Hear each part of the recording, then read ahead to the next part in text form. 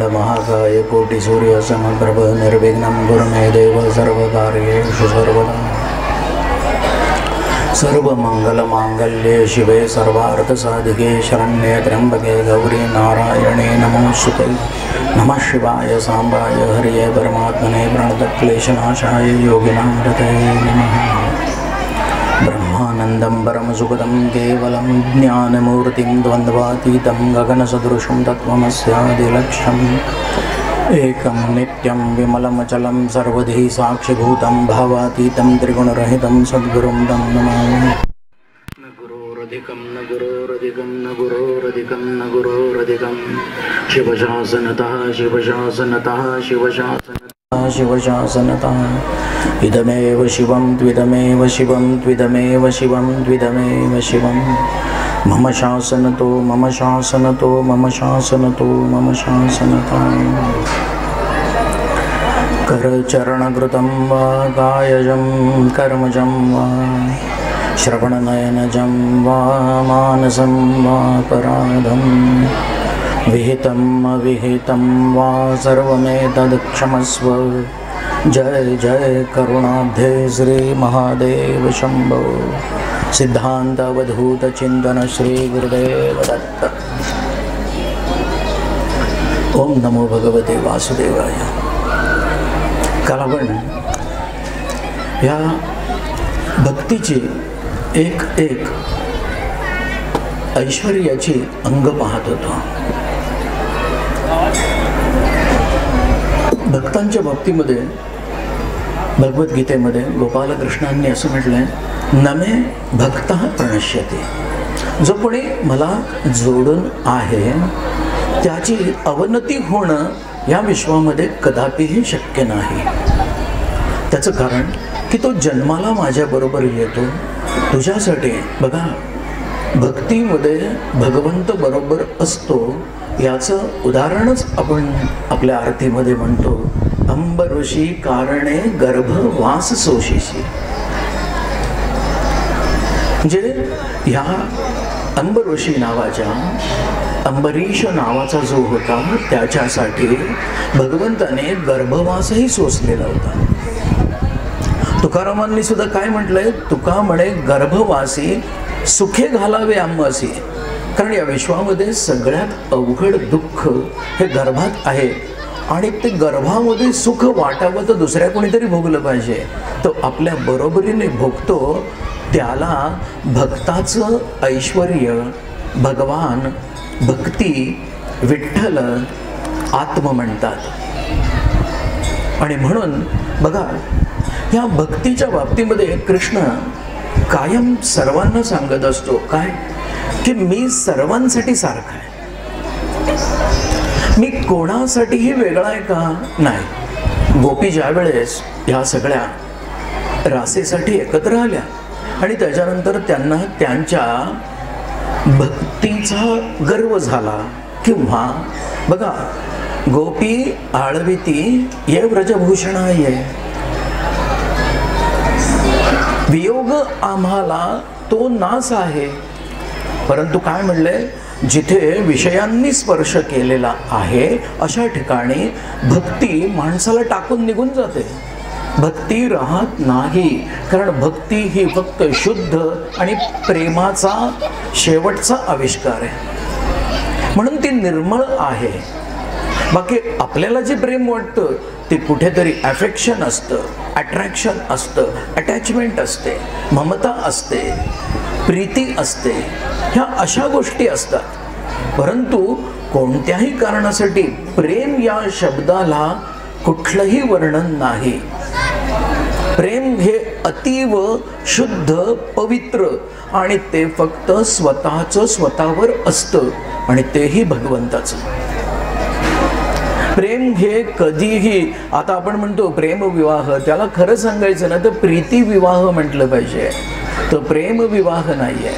खरं प्रेम कितीही प्रयत्न केला तरी आपल्यावर जेवढं प्रेम आहे एवढं आपण दुसऱ्यावर करू शकत नाही।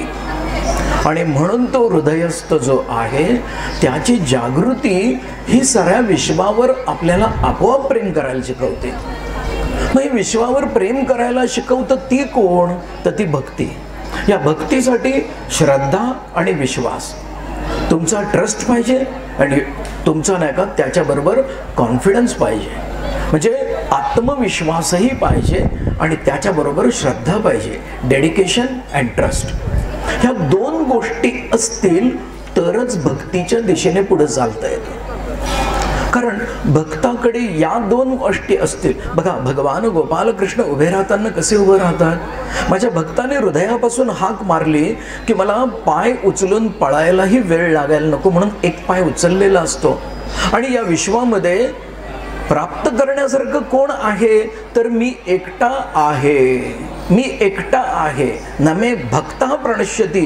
तर तू कोणाचं चिंतन कर? ह्या चरणांचं चिंतन कर. म्हणून एक पाय पूर्ण टेकलेला असतो आणि तो म्हणजे ही जी आहे तिला म्हणतात, पूर्ण टेकलेल्या पायाला म्हणतात श्रद्धा. आणि जो माझ्यासाठी धावू शकतो, जो उचललेला पाय, त्याला म्हणतात विश्वास. आणि या विश्वास आणि पाय, या विश्वास आणि श्रद्धा या दोन्हींचा जो संगम आहे त्या संगमाला भक्ती म्हणतात. ही भक्ती आम्हाला काय देते? तर भक्तास्ते अतीव मे प्रियाः. बघा, मी कोणावरही प्रेम करत नाही आणि जे माझ्यावर प्रेम करतात त्यांच्यावरही नाही, आणि जे माझ्यावर प्रेम करत नाही त्यांच्यावरही मी प्रेम करत नाही, असं म्हणून सुद्धा पुन्हा गोपींना गोपालकृष्णाने काय सांगितलं की तरी सुद्धा जे कोणी माझी भक्ती करतात त्यांच्या मात्र हृदयी मी राहत असतो. बघा काय वर्णन केलंय. आणि म्हणून ज्ञानी असणं आणि ज्ञानी भक्त असणं याच्यामध्ये अफाट फरक आहे. ज्ञानी असणं आणि ज्ञानी भक्त असणं याच्यामध्ये अफाट फरक आहे. बघा, चांगलं खूप मोठं मुलगा 10वीला पास होतो, सगळं करतो आणि सूचना, मंदिर परिसरामध्ये एक 3 वर्षाची लहान मुलगी सापडलेली आहे. तिच्या अंगामध्ये पिवळा फ्रॉक आहे. तिचे पालक जर मंदिरावरात कुठे असतील तर मंदिर कार्यालय येथे संपर्क साधावा. मंदिर परिसरामध्ये एक लहान मुलगी सापडलेली आहे. तिच्या अंगामध्ये पिवळा फ्रॉक आहे. तिचे पालक जर मंदिरावरात कोठे असतील तर मंदिर कार्यालय येथे संपर्क साधावा.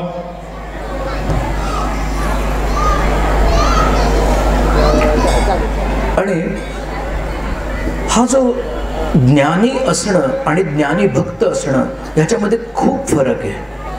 आणि म्हणून म्हटलंय की ज्ञानियांना असणारा आनंद आणि भक्ताला असणारा आनंद ह्याच्यामध्ये इतका फरक आहे. बघा, निर्मल चित्ते झाली नवनीते. बघा, निर्मल चित्ते झाली नवनीते. भक्तांचं हृदय कसं असतं? निर्मल असतं. म्हणून ते नवनीत म्हणजे लोण्या इतकं मऊ असतं. आणि थोडीशी जरी प्रेमाची ऊब मिळाली, भक्तीची ऊब मिळाली तरी ताबडतोब ते पागळतं. म्हणून काय म्हटलंय? निर्मल चित्ते झाली नवनीते. आणि मग पाषाणा पाझर फुटती रे. भाविकांना सूचना, मंदिर परिसरामध्ये एक लहान मुलगी सापडलेली आहे. पालक जर मंदिरावरात कोठे असतील तर मंदिर कार्यालय येथे संपर्क साधावा. मंदिर परिसरामध्ये एक लहान मुलगी सापडलेली आहे. तिच्या अंगामध्ये पिवळा फ्रॉक आहे. तिचे पालक जर मंदिरावरात कोठे असतील तर मंदिर कार्यालय येथे संपर्क साधावा. भाविकांना सूचना, मंदिर परिसरामध्ये एक लहान मुलगी सापडलेली आहे. तिच्या अंगामध्ये पिवळा फ्रॉक आहे. तिचे पालक जर मंदिरावरात कोठे असतील तर मंदिर कार्यालय येथे संपर्क साधावा.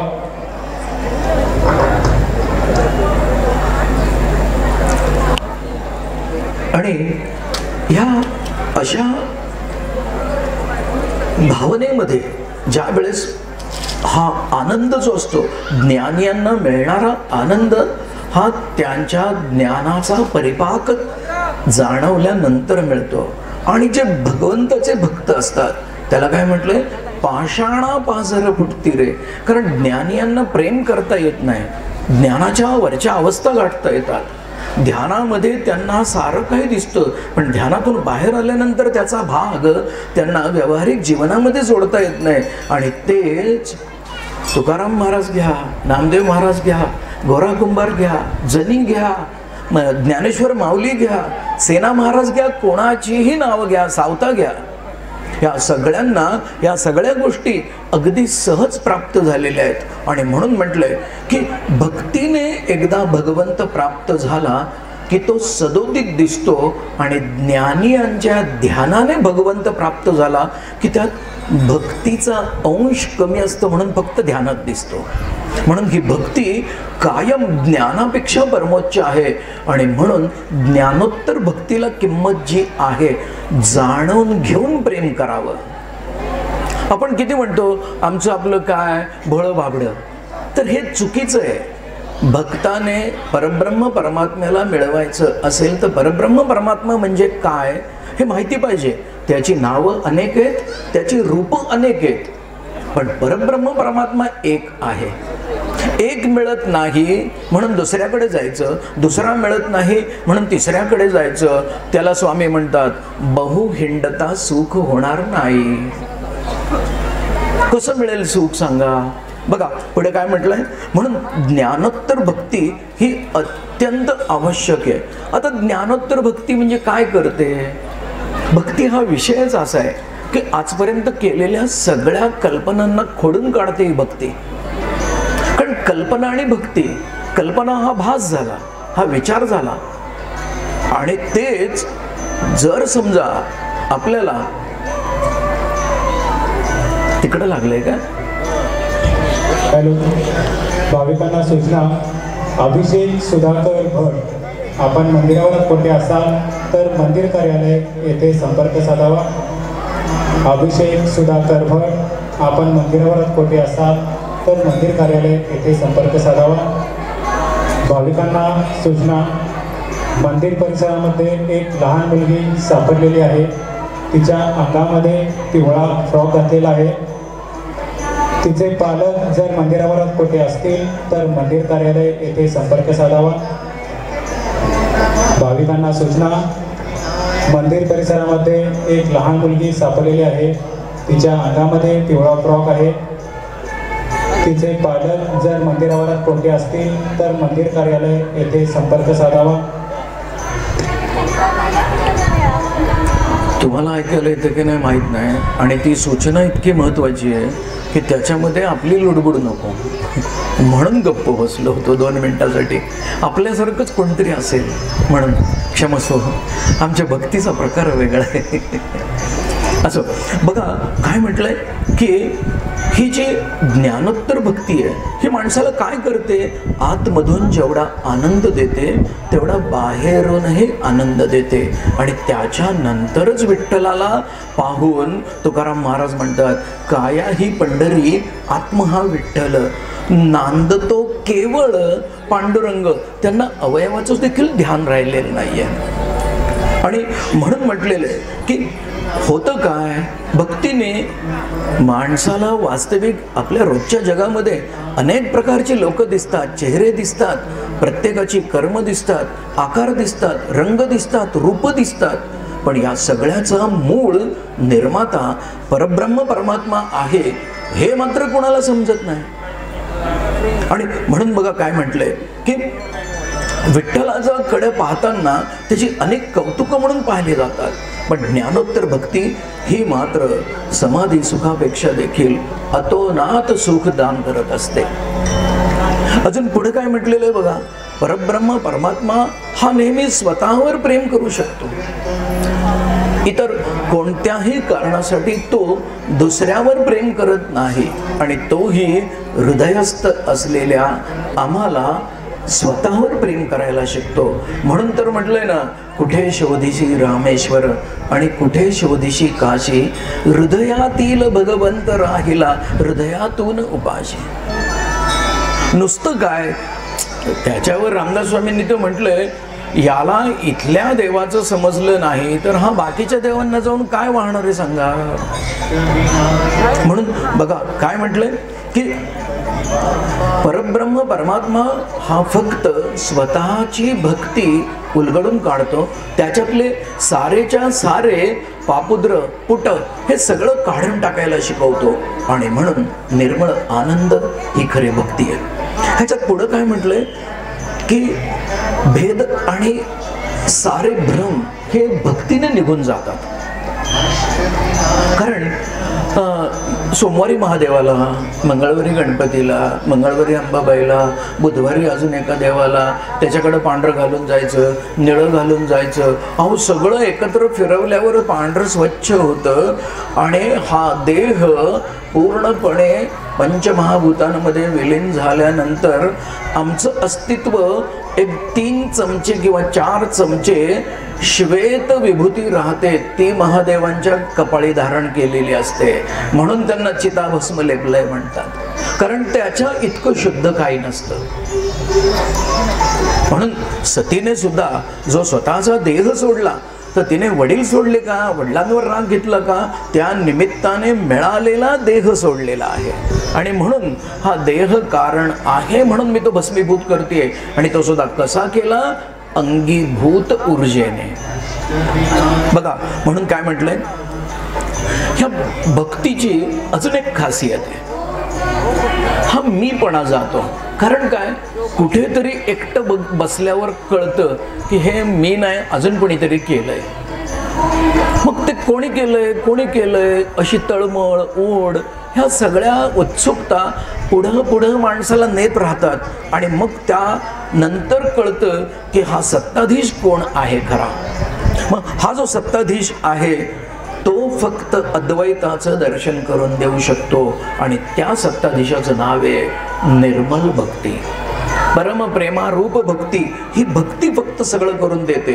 जोपर्यंत माणसाचा भगवंताच्या भक्तीवर विश्वास बसत नाही, तोपर्यंत अहंकार कधीही माणसाचा कमी होत जात नाही.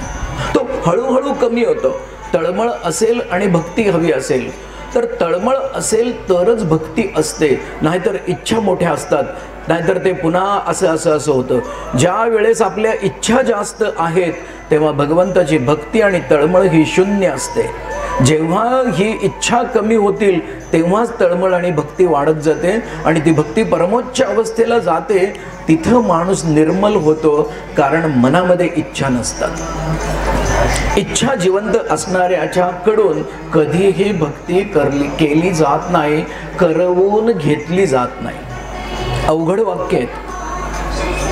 आणि आम्ही इच्छेसाठी भक्ती करतो, त्याला तर पुढच्या प्रकरणांमध्ये तर या बाजारू उपासना म्हटले. आम्ही उपासनांना आणि केलेल्या देवधर्मांना, उपायांना, निरनिराळ्या व्रतांना भक्ती म्हणतो. भक्ती परमोच्च अवस्था जर असेल तर ती सकामी असेल का हो? ती सकामी कधीच नाहीये. आणि म्हणून म्हटलंय की जोपर्यंत ह्या भक्तीने सुषुप्तीसारखं अज्ञानही निघून जातं.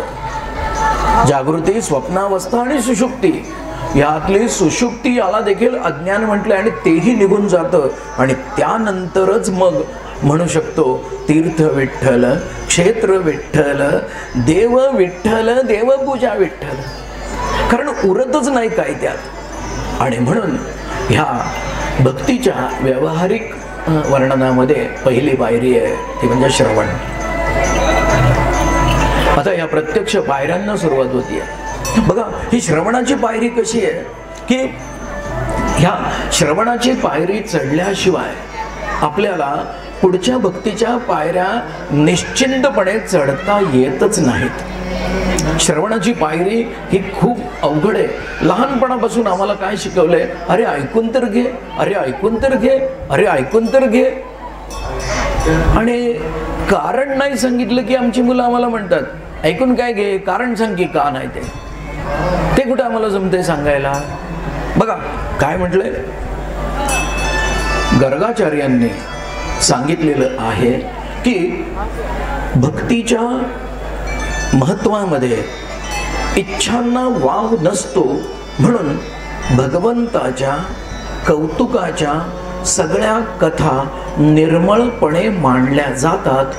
तिथं आपला जीव अडकून राहणं, त्या आवडीमध्ये माणूस सर्वस्व विसरणं ह्याला भक्ती म्हणतात असं नारदांनी सांगितलेलं आहे. बघा काय म्हणताय, कथा द्विष्वर्ती गर्गहा, हे गर्ग ऋषींनी सांगितलेलं आहे आणि त्याचा संदर्भ नारदांनी त्यांच्या सूत्रामध्ये घेतलेला आहे. पुढे काय म्हणतात बघा, ह्या ऐकण्याने काय होतं, श्रवणेंद्रिय एका ठिकाणी एकाग्र होतात आणि आपलं स्वतःचं तोंड बंद असताना स्वतःशी ऐकलेल्या गोष्टींचा संवाद सुरू होतो. श्रवण म्हणजे काय, या श्रवणावर 22 पानं आहेत आणि आत्मनिवेदनावर फक्त 1.5 पान. श्रवणावर 22 पानं आहेत आणि आत्मनिवेदनावर फक्त 1.5 पान आहे. बघा तुम्ही की काय होतं की वाचा आणि श्रवण शुद्धी होते श्रवणाने. कारण काय, ऐकून घेणं असंही खूप अवघड आहे. बघा इंग्लिशमध्ये एक वाक्य होतं की we always listen to someone but never listen to understand. आम्ही दुसऱ्यांचं का ऐकतो तर आम्हाला उत्तर द्यायचं असतं. We always listen to reply not to understand. आम्हाला समजून घेण्यासाठी आम्ही कोणाचं ऐकत नाही. ह्याचं कसं चुकलं, मग त्या पुस्तकात कसं लिहिलंय. आता बघा शिवाजी सामंतांनी युगंधर पुस्तक लिहिलंय. जो कृष्ण म्हणतो की मी सर्वांसाठी सारखा आहे, शुनीचैव श्वपाकेच पंडितः समदर्शिनाः, ही त्याने त्याच्या आवडत्या योग्याची अवस्था सांगितली आहे. मग तो स्वतः कसा असेल, सर्वांसाठी वेगळा असेल. पण त्या पुस्तकामध्ये त्यांनी त्यांना दिसला तो कृष्ण लिहिलाय, पण म्हणून तो कृष्ण आहे का तर नाही, तो कृष्ण नाहीये. तो एक विचार असू शकतो. अशा कल्पनांच्या सर्व शक्तीला जिथे विराम मिळतो त्याला श्रवण भक्ती म्हणतात. वाटणं आणि असणं ह्या 2 मधला फरक आणि आहे त्याला स्वीकारणं याला श्रवण भक्ती म्हणतात. आणि म्हणून म्हटलंय की ऐकताना कळत नकळत आपली वाचा आणि कान हे दोन्हीही भगवंताच्या वर्णनामध्ये गुंतले की त्याच्या चरणांपाशी ऐकलेले असतात. म्हणून आपण पुन्हा पुन्हा म्हणतो की आई भगवतीच्या चरणी जर समजा लक्ष असेल तर या विश्वामधल्या कुठल्याही गोष्टींचा सुखदुःखांचा छळ सहन करायची वेळ येत नाही. ह्याचं कारण काय लिहिलंय की मनोनाशासाठी. इथं बसल्या बसल्या सुद्धा नाही का आपण बघा विचार करतोच आहे, आज हे का लावून ठेवलंय, काल हे लावलेलं नव्हतं, आज नाही का इथल्या खुर्च्या का रिकाम्या आहेत, मध्ये तिथं थांबायला लागतंय, इकडं कोण होतं, हा का उशिरा आला. हे विचार माणसाच्या मनात येत असतातच. त्याचं कारण असं की कथांमध्ये लक्ष देण्याची कायमची सवय नसते, कायमची सवय नसते. पण तेच बघा तुम्ही माझ्या बोलण्याकडे दुर्लक्ष केलं तर मला राग येतो की नाही. आमच्या घरामध्ये गेल्यावर मी काय बोलतोय, भिंतीशी बोलतोय का आम्ही, असं करून लगेच ओरडतात की नाही. म्हणजे आम्हाला लक्ष देण्याची सवय नाही. तुमचं ऐकलं की देवापर्यंत पोहोचलं, मग देवाने तुला सांगितलंय ते तुझ्यापर्यंत कसं पोहोचणार, तू ऐकायला पाहिजे की नाही. आणि याच्यासाठी म्हटलंय की मनोनाश झाल्याशिवाय या स्वसंवादाच्या भगवंताच्या आदेशाच्या गोष्टी ऐकायला येत नाहीत. आणि हे श्रवण अजून वरच्या पातळीवरचं आहे. आणि म्हणून आपण बघा काल ग्रंथाला सुरुवात करताना म्हटलं होतं काय, मनोमे वाचे प्रतिष्ठिता. काल जी प्रार्थना केली होती त्याचं कारण ते होतं मनोमे वाचे प्रतिष्ठिताम वाचमे मनसी प्रतिष्ठिताम. कारण या 2 गोष्टींनी मला जे काय पाहिजे ते मिळणार आहे. आणि म्हणून म्हटलंय बघा काय सुंदर आहे की चित्त ऐकायचं कसं तर चित्त सुचित्त करावे. चित्त तर असतंच माणसाचं जागेवर, कारण तेच कधी कधी आपण विचारतो चित्त दिसत नाही थाऱ्यावर, काय पण करतोय. तर ते सुचित्त म्हणजे चांगल्या गोष्टींची मनापासून आतून पटल्या तरच आपण त्या ऐकणार आहेत. म्हणून चित्त सुचित्त करावे, बोलले ते जीवी धरावे. बघा अवस्था कशा पायऱ्या चढायच्या आहेत तर किती सुंदर आहे आणि अगदी साध आहे. किती चित्त सुचित्त करावे, बोलले ते जीवी धरावे. आणि मग त्याच्या पुढची पायरी काय, सावध होऊनी बैसावे निमिष एक.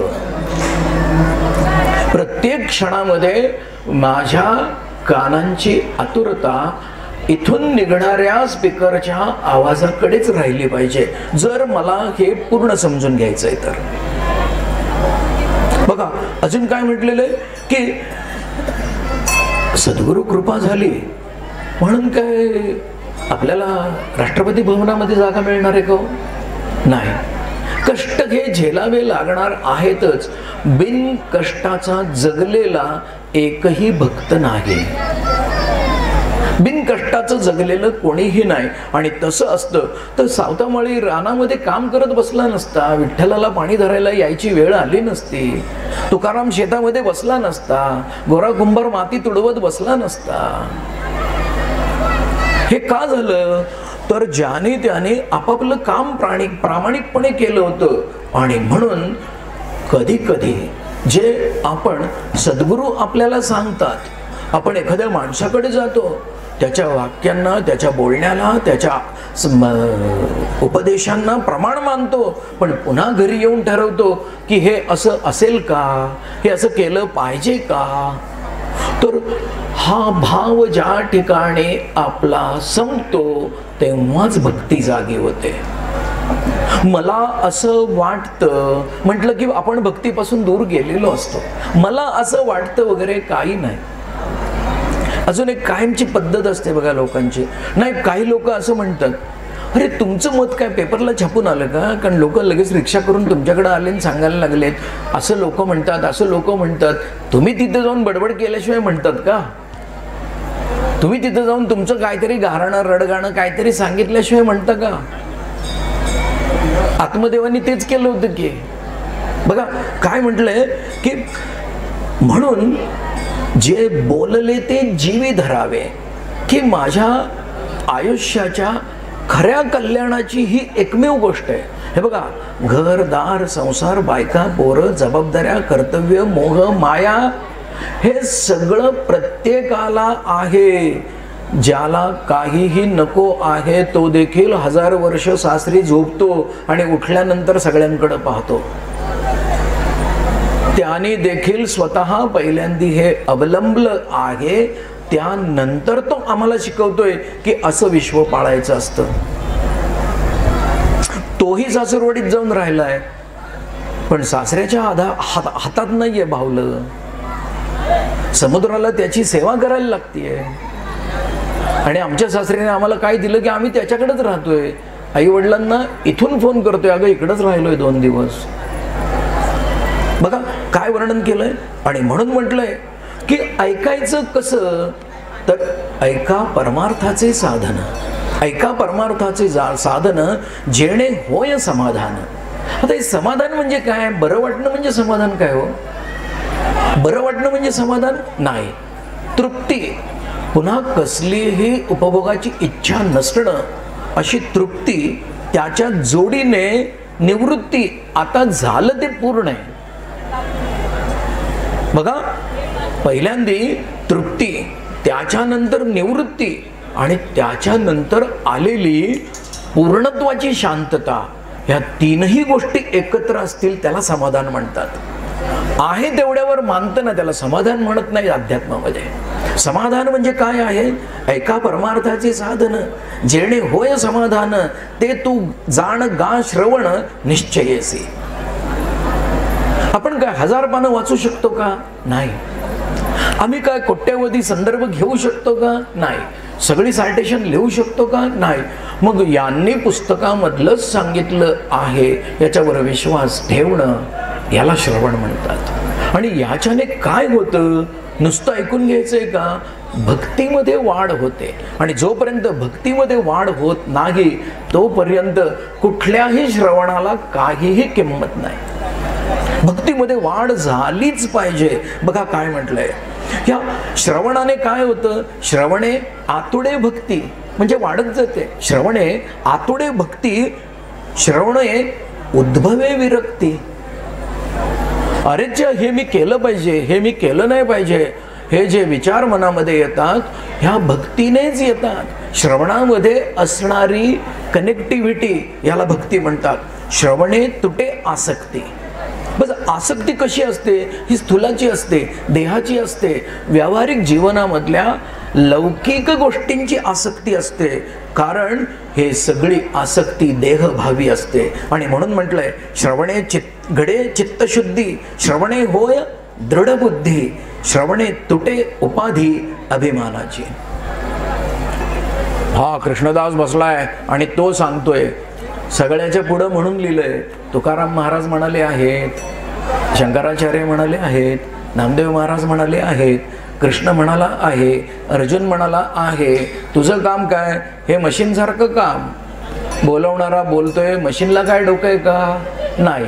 आणि जो बोलला ते ऐकायला येतंय, ती लोक परीक्षा घेतात.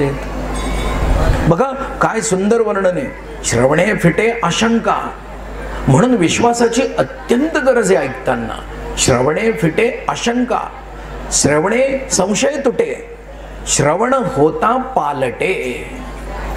बघा आजपर्यंत जे काय केलेलं आहे या गोष्टींमधून मला काही बदल करायचे आहेत.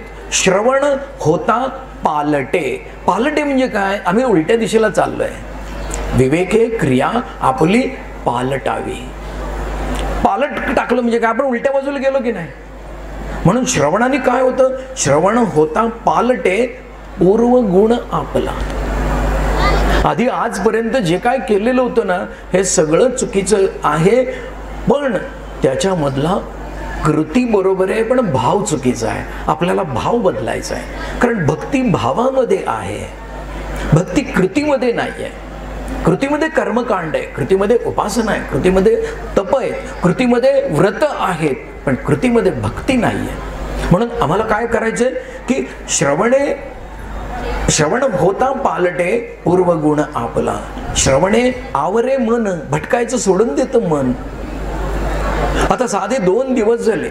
आता हे कधी चैत्री पाडव्यापासून सुरू झालं.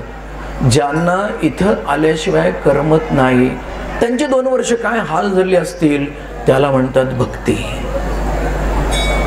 तो भेटल्याशिवाय करमत नाही, याला म्हणतात भक्ती. मग तो सारखा भेटला तर मग इतर गोष्टी बघायची गरजच पडत नाही. पण स्वतःच्या उपद्व्यापांमधून वेळ काढणं म्हणजे आपण देवावरच उपकार केल्यासारखं समजतो. स्वतःच्या उपद्व्यापांमधून नाही जमत. मग तो जर म्हणला की हाक मारल्यावर नाही जमत यायला, मग काय करणार? मग काय 12 चौकड्याकडे जाता, तिथं जाऊन सांगता किती सुपारी ठेवू, 4 नारळ उलटे ठेव, 5 नारळ सुलटे ठेव. अरे पण देव येईल का सांग की, लिहून दे ना, तुम्ही करून बघा, माझे 500 द्या. काय करा? माझे 500 द्या, करून बघा तुम्ही. बघा काय म्हटले, श्रवणे आवरे मन, भटकायचं सोडून देतं. श्रवणे घडे समाधान, त्याच्यामध्ये तृप्ती येते, निवृत्ती येते आणि शांतता येते. सगळ्यात महत्वाचं, शांतता आली की मगच श्रवणे तुटे बंधन. ही जी काय बंधनं असते ना, बंधना पासोनी उकलली गाठी. काल आपण बघितलं, देता आली मिठी सावकाश. ते कसं केलं? आणि ते देह बुद्धीचं जे बंधन आहे ते तुटलं जातं. आणि मग ऐकून ऐकून आपण, काही लोक म्हणतात झोपलाय, काही लोक घोरतात, काही लोक नुसते अशीच बसलेले असतात. पण तरी सुद्धा नाही का त्याच्यामध्ये स्वामींनी काय लिहिलंय? श्रवणे लागे समाधी. समाधी ही कुठली अवस्था आहे? तर उपाधीच्या नंतरची अवस्था समाधी आहे. आणि समाधीमध्ये उपाधी जाते. बघा काय म्हटलंय, श्रवणे घडे सर्व सिद्धी, श्रवणे होय काल सिद्धी साधनांची. आणि म्हणून ही जी श्रवण भक्ती आहे, या श्रवण भक्तीला इतकं महत्त्व दिलेलं आहे की ऐकून घ्यायची सवय लागली की मगच भगवंताच्या साऱ्या गोष्टींची ओढ लागते आणि किंमत कळते. बघा पुढं काय म्हटलंय की हे श्रवण सुद्धा कुठं असावं? कुठेतरी चौकात उभा आहे तिथं चालणार आहे का श्रवण? नाही, सत्संगावरी श्रवण. एक एक गोष्ट समजत गेली पाहिजे ना. उद्या फुलं महाग आहेत, 14 फेब्रुवारीला उद्या फुलं महाग आहेत म्हणून आदल्या दिवशी कळी घेऊन ठेवून फुलवत बसला तर घेईल का मैत्रीण? नाही घेणार. ती म्हणेल याने हाताने फुलवलंय. देवाला सुद्धा कुठला हार आणला आहे. गुरुजींच्या हातात हार दिल्या दिल्या कळतं की नाही का हा उमलवलेला आहे का उमललेला आहे, हा पूर्ण उमललेला आहे का यांनी कालपासून घेऊन ठेवलेला आहे, एका क्षणात समजतं. बघा काय म्हटलंय, सत्संगावरी श्रवणम तेणे कळे निरूपण. काय सांगतोय हे कोणाला कळणार आहे, तर ते सत्संगामध्ये लक्ष दिलं तरच कळणार आहे की हे काय सांगतात ते. श्रवणे होय जे आपण ऐकत ऐकत ऐकत तदाकार, ऐकत ऐकत ऐकत. आणि म्हणून त्यांनी म्हटलंय की तुम्ही ज्याचे ध्यान धराल, ज्याचे ध्यान मनामध्ये धरून घे ऐकत जाल, तोच तुम्हाला भेटतो. म्हणून तर म्हणले ना, आम्ही विठ्ठलाच्या भजनात न्हालोच म्हटले. कोणताही म्हणजे पाणी डोक्याच्या वर गेल्याशिवाय न्हालो म्हणता येत नाही, पूर्ण बुडल्याशिवाय आपल्याला ती अवस्था मिळत नाही. आणि म्हणून म्हटलंय श्रवण म्हणजे ऐकावे, पण जे ऐकावे ते मनी धरावे. नाही तो नळी फुंकली सोनारे इकडून तिकडे गेले वारे. तुम्ही काय सांगाल, आम्ही 15 वर्ष इथे प्रवचन ऐकतोय, मग अजून खुर्ची नाही बदलली, माझी खुर्ची ही आहे, जागाच अंबाबाईची आहे, मग तुझी खुर्ची आली कुठून. भक्ती कोणावर पाहिजे, खुर्चीवर जागेवर नाही. आई अंबाबाईच्या तिथे मला 2 तास बसायला मिळतं, ह्या शांततेला, ह्या निवृत्तीला आणि या तृप्तीला भक्ती म्हणतात. आणि मग त्याच्यामध्ये म्हटलंय काय की श्रवण म्हणजे ऐकावे, मनन म्हणजे मनी धरावे, येणे उपाये स्वभावे, त्रैलोक्य चाले. आणि मग मात्र आपल्याला या दोन्ही अवस्था समजल्या की आपल्याला त्रैलोक्यामध्ये कुठेही जायला काही प्रॉब्लेम येत नाही. बघा, जे जे काही श्रवणी पडले तितके समजून वावरले, विवरले म्हणजे वागले. जे जे काय आम्हाला ऐकायला आलं त्यातलं जेवढं समजलं तेवढा बदल केला तरी देखील 100 पायऱ्या चढून झालेल्या असतात. कशाची गरज आहे, नुसतं ऐकण्याची गरज आहे का, तर नाही. त्यातल्या एक तरी ओवी अनुभवावी, एका तरी शब्दाला पकडून स्वतःमध्ये बदल करावा. बघा काय म्हटलंय, तितके समजूनी विवरले म्हणजे वागले तरीच काही सार्थक झाले निरूपणे. नाहीतर नुसतं ऐकून काय आज लोक कमी दिसत आहेत, दोघांनीच बसावं. पण त्या दोघांच्या मध्ये परवाच्या दिवशी आल्यानंतर त्यांनी म्हणलं पाहिजे उद्या आज तुम्ही खाली बसा, आम्हाला सगळं कळलंय, पुढचं आम्ही सांगतो. हे कशासाठी वेळ घालवायचा, तर त्यासाठी की तुमच्यातलं एक कुठून इथं आलं पाहिजे आणि पुढचं वाचायला सुरुवात झाली पाहिजे. ह्याला म्हणायचं की तरीच काही सार्थक झाले निरूपणे. नाहीतर आम्ही आमच्या प्रतिष्ठेसाठी आलोय, जसा आला तसा गेला. शिमगा कसा 5 दिवस फक्त सोंगाला किंमत, तशी आम्हाला 7 दिवस किंमत हो. बघा काय म्हटलंय, निश्चित आत्मउद्धारासाठी मला याचा उपयोग झाला का हो निरूपणाचा, माझी चंचलता गेली का हो. आणि नाहीतर हल्ली गर्दी गोळा करण्यासाठी जे विनोदी आणि यांत्रिकी कीर्तन प्रवचन सुरू झाली आहे, त्याच्याने काय जीवाचं कल्याण झालं हसण्याशिवाय. याच्या त्याच्या उफाळ्या काढायच्या, त्याच्याने काय मिळालं.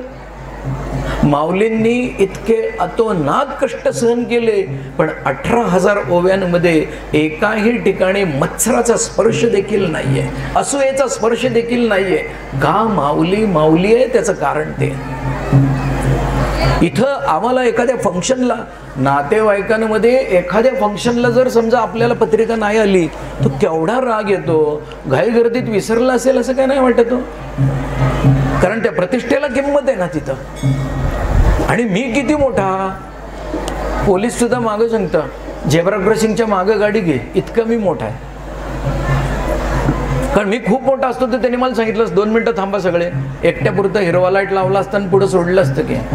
हा या विश्वामध्ये सूर्य उगवतो, सूर्य मावळतो, सर्वांसाठी एकच आहे. इतकं पूर्णपणे स्वतःला सर्वसामान्य समजणं हा भक्तीचा सर्वात मोठा परिपाक आहे. मी वेगळा नाही, कारण मी वेगळा असतो तर देव माझ्या बरोबर नाही राहणार. मी कोण आहे? मी देवच आहे. चिदानंद रूपम शिवोहम शिवोहम. आणि म्हणून म्हटलंय की बघा सद्गुरूचा जो अंकित, बघा काय म्हटलंय, जगत कल्याणासाठी आम्हाला फक्त सद्गुरु चरणांचं एकमेव आहे. तुम्ही भगवती आईच्या चरणांना सद्गुरु चरण म्हणा.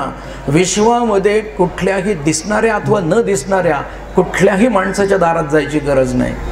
पण तिच्याशिवाय अजूनही कोणाला तरी सद्गुरू म्हणू नका. नाही तर जो जो भेटेल त्याला आपण म्हणतोच की हो फक्त तुमच्यामुळं झालं माझं चांगलं. शेवटच्या पर्यंत जाईपर्यंत त्या एका चांगल्याचे 24 भाग झालेले असतात. मग नक्की कोणाच्या मग काय 24 लोकांच्या पाया पडता? नाही हो, करणारी ती एकटीच आहे. तिने ठरवलं तर समोर असलेली वस्तू हलत नाही. आपण मागच्या वेळेस देवी भागवतामध्ये पाहिलंय की या अग्नीने आणि वायूने किती रुबाब केलेला होता. अग्नी जाळू शकला का तृणाला? वायू हलवू शकला का तृणाला?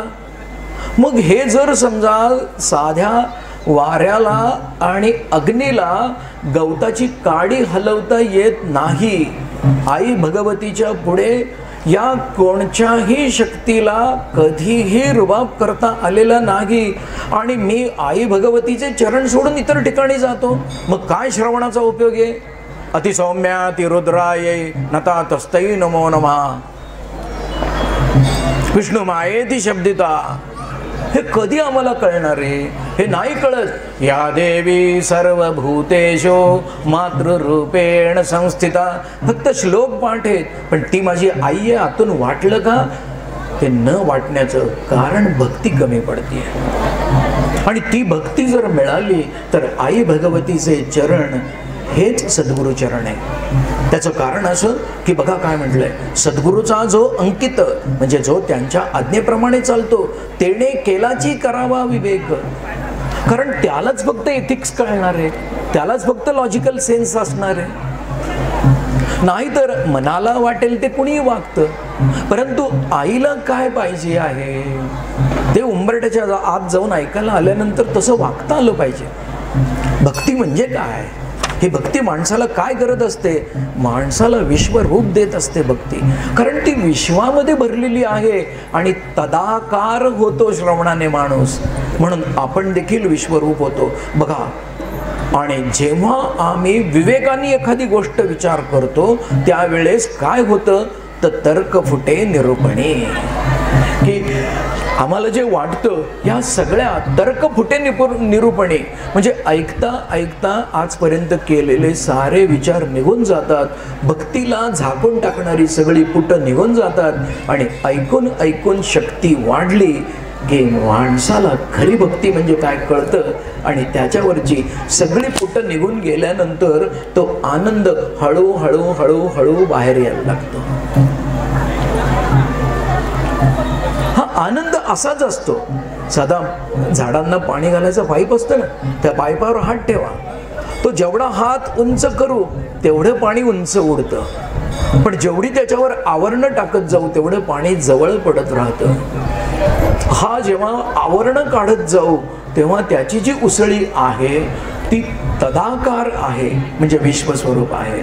बघा, म्हणून म्हटलेलं आहे श्रवण या गोष्टीला अजून शिवपुराणामध्ये विद्येश्वर संहितेमध्ये इतकं सुंदर लिहिलंय शिवांनी.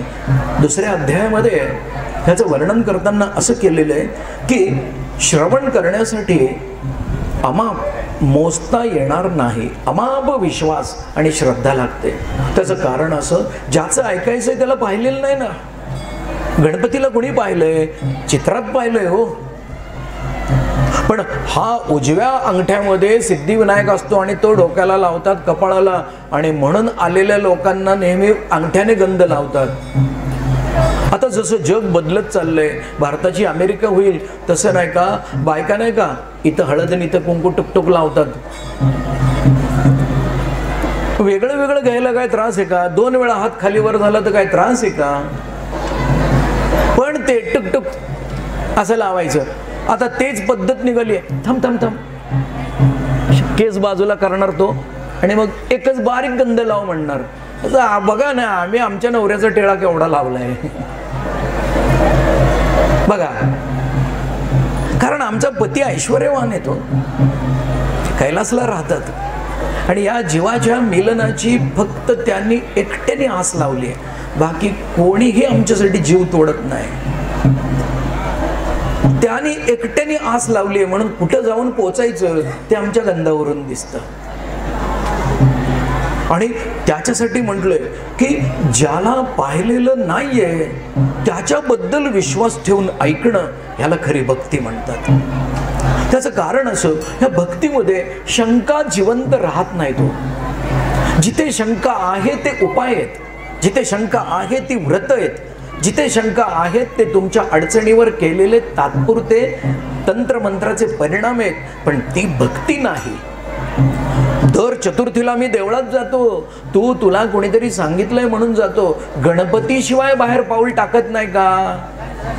गणपतीशिवाय एकही पाऊल टाकत नाही. ओम गंग गणपतये नमः सुमुखश्च एकदंतश्च असं म्हणताय का रोज? काही नाही. गणपती बाप्पा मोरया म्हणायच्या राहिलं तर उंबरट्याच्या आत राहतोय का? आणि म्हणता म्हणता जर गणपती बाप्पा म्हणाला आज बाहेर जाऊ नको तर घरातच थांबले का? त्याला म्हणायचं गणपतीची भक्ती. मला पाहिजे तिथं मी जायचं आणि म्हणायचं ही गणपतीची भक्ती आहे. गणपती म्हणाला माझ्या बरोबर, गणपतीला म्हणायचं आपण चल. अरे गणपती म्हणू दे की चल रे. बघा काय म्हणतात. आणि म्हणून म्हटलंय की श्रवण भक्तीने भगवंताची प्राप्ती करण्यासाठी अमाप ताकद लागते, अमाप शक्ती लागते. त्याचं कारण असं की श्रद्धा आणि विश्वास ह्या दोन गोष्टी ज्याला कधीच पाहिलेलं नाहीये, ज्याला फक्त ऐकून अंतरंगामध्ये आम्ही तयार केलंय, त्याच्यासाठी सर्वस्व मनात पुन्हा तयार करत जाणं ह्याला म्हणतात की त्याला अमाप श्रद्धा आणि विश्वास लागतो. बरं, ज्याला कधी पाहिलेलं नाही, ज्याच्याबद्दल काही माहिती नाही, ते घ्यायचंय. आणि ते सगळं कसं घ्यायचंय की मनाला त्याच्यामध्ये चोंबडेपणा करू द्यायचा नाहीये. नाही तर मन पुन्हा म्हणतं हे कसं काय, ते कसं काय. बघा तुम्ही, कालच आमचा विषय झाला की एवढं पाणी टाकत होते रिक्षामध्ये पेट्रोल बरोबर आणि पाठीमागं ओम दत्त चिले लिहित होते. मग आता काय चिले महाराज गेले का पाणी गेलं का पेट्रोल गेलं? आता विश्वास गेलाय म्हणून पाणी टाकू शकत नाहीयेत. कुठे गेले हो संत सगळे? ते इथंच आहेत, आम्हाला विश्वास नाहीये. बघा, आणि म्हणून म्हटलंय की जेव्हा आम्हाला भगवंताला ऐकून स्वीकारायचं असतं, बघा श्रवण भक्तीने स्वीकारायचं असतं आणि त्याला सर्वस्व मानायचं असतं, त्यावेळेस मनाच्या कलांना ताब्यात ठेवावं लागतं. आणि त्या गोष्टी जोपर्यंत होत नाहीत तोपर्यंत आम्ही एथिकल थिंकिंग, ज्याला मनन आणि चिंतन म्हणतात, हे मनन आणि चिंतन करू शकत नाही. काय झालंय, काही वाक्य अशी आहेत की ती तशीच ऐकली तर नाही का फक्त आध्यात्मिक लोकांची वाटतात. तर असं नाहीये. ज्याच्या ज्याच्या हृदयी भगवंत आहे, ज्याचा ज्याचा छातीचा रक्ताचा पंप चालू आहे, त्या प्रत्येकासाठी हे कामाचं आहेच हो. बघा ना, आम्ही देव मानत नाही, पण मग ईश्वर यांच्या आत्म्याला शांती देव म्हणतात ते कोण हो? आम्ही देव मानत नाही ना. पण त्यांनी मानलंय ना तुला की हा मरेपर्यंत ह्याला मला सांभाळायचंय. आणि म्हणून बघा की श्रवण भक्तीमध्ये एक सुंदर उदाहरण असे की उष्मा काळी, बघा ह्या अत्यंत चैत्र आणि वैशाखाच्या कडक उन्हामध्ये ह्या सगळ्या झाडांना पालवी फुटते आणि वसंत ऋतू येतो. बघा, चैत्राच्या कडक उन्हामध्ये जिथे बोरिंगचं पाणी कमी होतं, विहिरीचं पाणी कमी होतं, त्यावेळेस या झाडांना पालवी फुटते. तर याला कोण पाणी जीवन घाली असं तुकाराम महाराज विचारतात की या झाडांना कोण पाणी घालतं आणि नाही का ही सगळी पालवी फुटते. आणि असा जर विश्वंभर साऱ्या विश्वाला सांभाळतो तर तू इतका पण नीच नाही, तुझं एकट्यासी मोकलील, तुला एकट्याला सोडून देईल असं तू केलंयस तरी काय. म्हणून शंकांशिवाय तू निर्मळपणे भक्ती कर. आई भगवतीचे चरण हृदयी धरल्यानंतर जे दिसेल ती आई भगवती असं जाणलं पाहिजे आतून. आणि आमचं काय होतंय की आई भगवतीची पूजा करणारा जो कोणी ज्योतिषी असतो तो आम्हाला भगवतीपेक्षा मोठा वाटतो, म्हणून आम्ही त्याचं ऐकतो पण इथं येऊन ऐकत नाही. त्याच्यासाठी 700 रुपये घालवायचे तर ह्याच्यासाठी 500 पावलं घालव ना फक्त. त्याच्यासाठी 10,000 रुपये घालवशील, ह्याच्यासाठी 15 मिनिटं घालव ना. रोज पितळी उंबरठ्याला सकाळ दुपार संध्याकाळ 3 वेळा कपाळ लावा. आयुष्यामध्ये 42व्या दिवशी नाही का कटकट डोक्यात घुसणार नाही. हरिओम. आई भगवती आहे. तुमच्या सारख्यांना तर कुठेही जायची गरज नाही. मी 3 वर्ष वाट बघतोय की परत कधी नंबर लागतोय का, आणि म्हणून ते मराठ्यांचे आणि यांचे किरण धर्माधिकारीचे उपकार आपल्यावर. बघा काय म्हटलंय की यासाठी निरूपण ऐकायची कशी, तर मला काहीही येत नाही आणि माझं मन मला जे सांगते ते मला ऐकायचं नाही. अशा मनाच्या कलांना ताब्यात ठेवायचं आणि मगच मनन करायचं. आमचे सगळे हेतू स्वच्छ आणि परिपूर्ण झाले पाहिजेत. काय झालंय, गंध लावले पाहिजेत, ते ठराविक नाही का नियम केले पाहिजेत, आणि मगच आम्ही नाही का ही सगळी निरूपण ऐकायची असतात का? मुळीच नाही. ज्या ज्या माणसाचा श्वास चालू आहे त्या प्रत्येकासाठी चांगल्या गोष्टी आवश्यकच आहेत. फक्त काय झालंय की म्हाताऱ्या लोकांसाठी धार्मिक निरूपण अशी जी एक समाजामध्ये जास्त लोकांनी पसरवलेली ती एक अफवा आहे. आणि म्हणून बरं आम्ही आमच्या मुलांना काय शिकवलंय की बाबा अमुक अमुक असलं की त्याच्याकडे जा.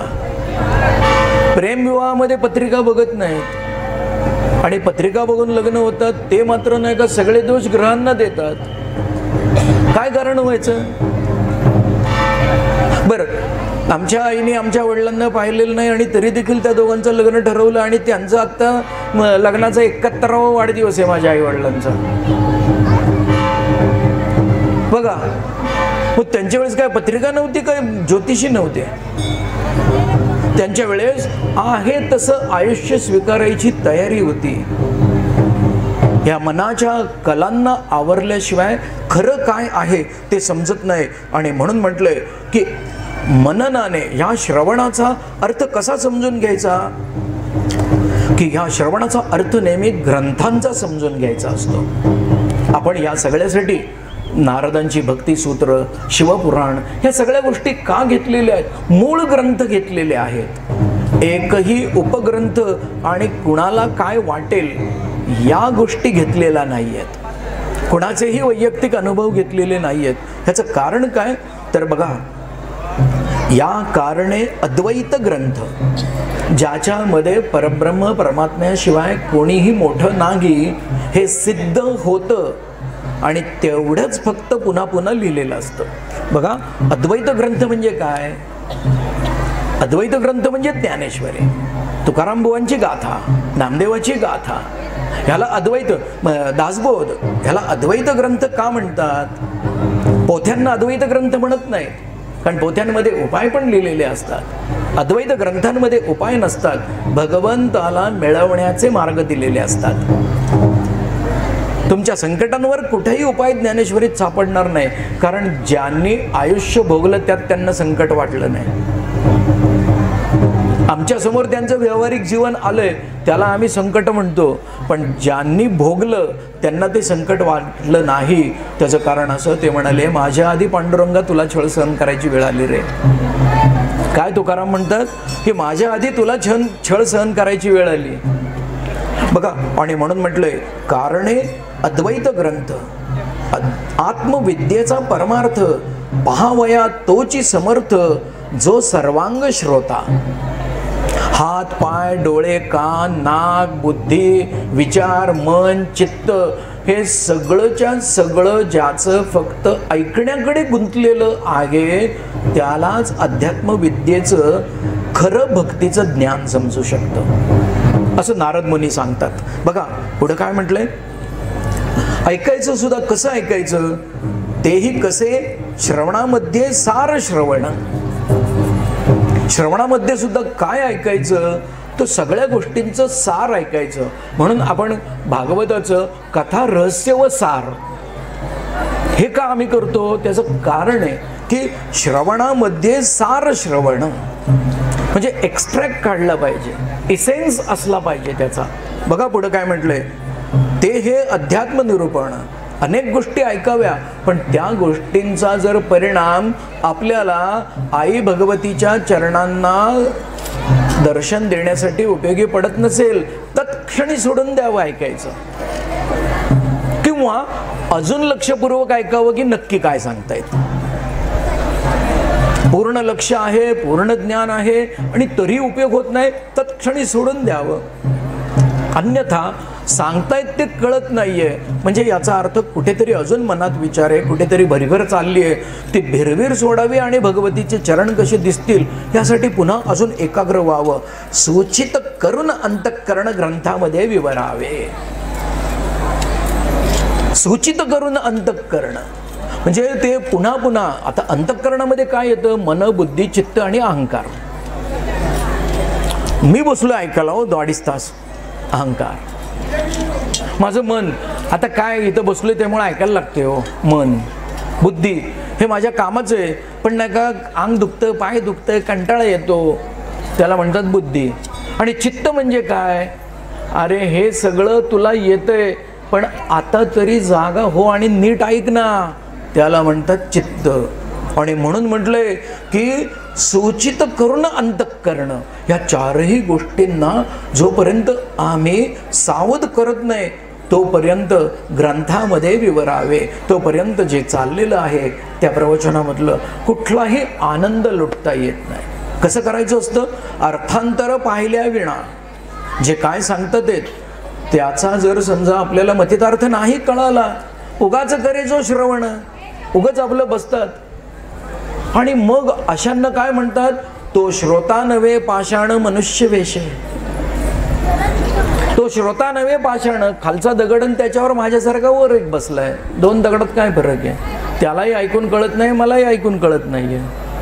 बघा काय म्हटलंय, अर्थांतर पाहिल्या विण उगाच करे जो श्रवण, तो श्रोता नव्हे पाषाण मनुष्य वेशे. पुढं काय म्हटलेलं आहे, आणि सर्वात शेवटी काय म्हटलंय बघा, आता दत्तगुरूंनी 24 गुरु केले असं प्रत्येक जण कायम म्हणतात, पण आम्ही दत्तगुरू आहे का 24 गुरु करायला? अहो त्यांनी सूक्ष्मातले केले, अंतरंगातले केलेले आहेत, कोणाकडून काय घ्यायचं ते केलेत, कोणाकडून काय घ्यायचं नाही ते केलेले आहेत. आणि एवढं स्वतः करून ते स्वतः अवधूत होते. हे माहिती आहे का आम्हाला? आपल्याला सुद्धा जशी अडचण येईल तसा देव बदलतो, जसा उपाय पाहिजे तसं. नाही का आता लॉटरीचं तिकीट काढायचं तर कोणाकडे जायचं, राहू काळाची माहिती घ्यायची तर कोणाकडे जायचं. आणि त्या मोबाईलला ॲप जी आहेत ना, त्या ॲपने तर चांगल्या माणसांना वेळ करून टाकलं. उगाच रोज उठतो आणि बघतो की काय झालंय. अहो सगळ्यांच्या वृषभ राशीच्या सगळ्यांच्या जन्माच्या वेळा एक नाही येतो, कालावधी, वर्ष, मिनटं सगळं, एव्हरी आयडेंटिटी इज युनिक. प्रत्येक जीव हा, म्हणून म्हटलंय बघा गदी माडगुळकरांनी, घटाघटांचे रूप आगळे, प्रत्येकाचे दैव वेगळे, तुझ्या विना ते कोणा नकळे. आणि हा जाऊन बसतो कुठं, की जो नाही का पांडुरंगाची पूजा करतो त्याच भटजीकडे जातो आणि त्याला विचारतो माझं नशीब काय. त्याला कळलं असं त्यांनी पत्रिका बघितली असती का, त्याने नसती का एकट्याने वारी केली आयुष्यभर. तुझ्या विना ते कोणा नकळे. आणि असा तो वेडा कुंभारे. आणि त्याच्या त्या राहाड गाडग्यामध्ये रोज नवीन मडकी तयार होतात. काही जातात दूध आणि लोणी काढायला, काही जातात मडी घाटावर राम बोलो म्हणायला. आणि म्हणून म्हटलंय तुझ्या विना ते कोणा नकळे, मुखी कुणाच्या पडते लोणी, कुणामुखी अंगार, विठ्ठला तू वेडा कुंभार. हा असा अर्थ जर समजा गाण्यातला नाही काढला तर काय कळणार आहे आम्हाला, गाणं सांगा. प्रत्येक रचनेमध्ये प्रासादिक, प्रत्येक रचनेमध्ये भगवंताची प्राप्ती आहे. बघा, तूच जोडीशी तूच तोडीशी, कुरवाळीशी तू तूच ताडीशी, नकळे यातून काय साधीशी. देसी डोळे परी निर्मिसी, तया पुढे अंधार, विठ्ठला तू वेडा कुंभार. आम्ही फक्त ताल धरायचं असलं करायला शिकवलंय. पण हे असं आतमध्ये जाऊन बघा ना, कर्जामध्ये जगायचं नाही, पण अहो त्या पाचांकडून घेतलेल्या 20-20 हजाराचं काय? माती पाणी उजेड वारा. काय श्रवण भक्तीमध्ये अर्थांतर म्हणजे काय? माती पाणी उजेड वारा, तूच मिसळशी सर्व पसारा. आम्हाला आमचं येतंय का? आतमध्ये जाऊन अहो टेस्ट ट्यूब बेबी सुद्धा पुन्हा आईच्या पोटात सोडायला लागते हो जोडलेले. IVF करतात ते सुद्धा पुन्हा तिथंच करायचंय. सरोगसी का होईना पण ती शास्त्राच्या विरुद्ध आहे, क्षमस्व शासनाच्या नियमांच्या विरुद्ध आहे. संकर्षण आमचं सरोगसीच आहे की बघा. आणि हे सगळं असून देखील आम्हाला हा पसारा मिसळता येतोय का? माती पाणी उजेड वारा, तूच मिसळशी सर्व पसारा. आणि तरी देखील हा मातीच्या गोळ्याला किंमत नाही, आकार नाही, काय नाही. मग म्हणलंय सद्गुरु कृपेने की तुझ्या जन्माचं कारण तू मला सांगितलंय, त्याच्यासाठी मी तुला जन्म देतोय. आभाळच मग ये आकारा. आणि मग त्याच्यामध्ये हात घालतो आणि त्या कुंभाराला पाहिजे ते भांड तो बनवतो. आणि मग म्हणतात की घटाघटांचे रूप आगळे.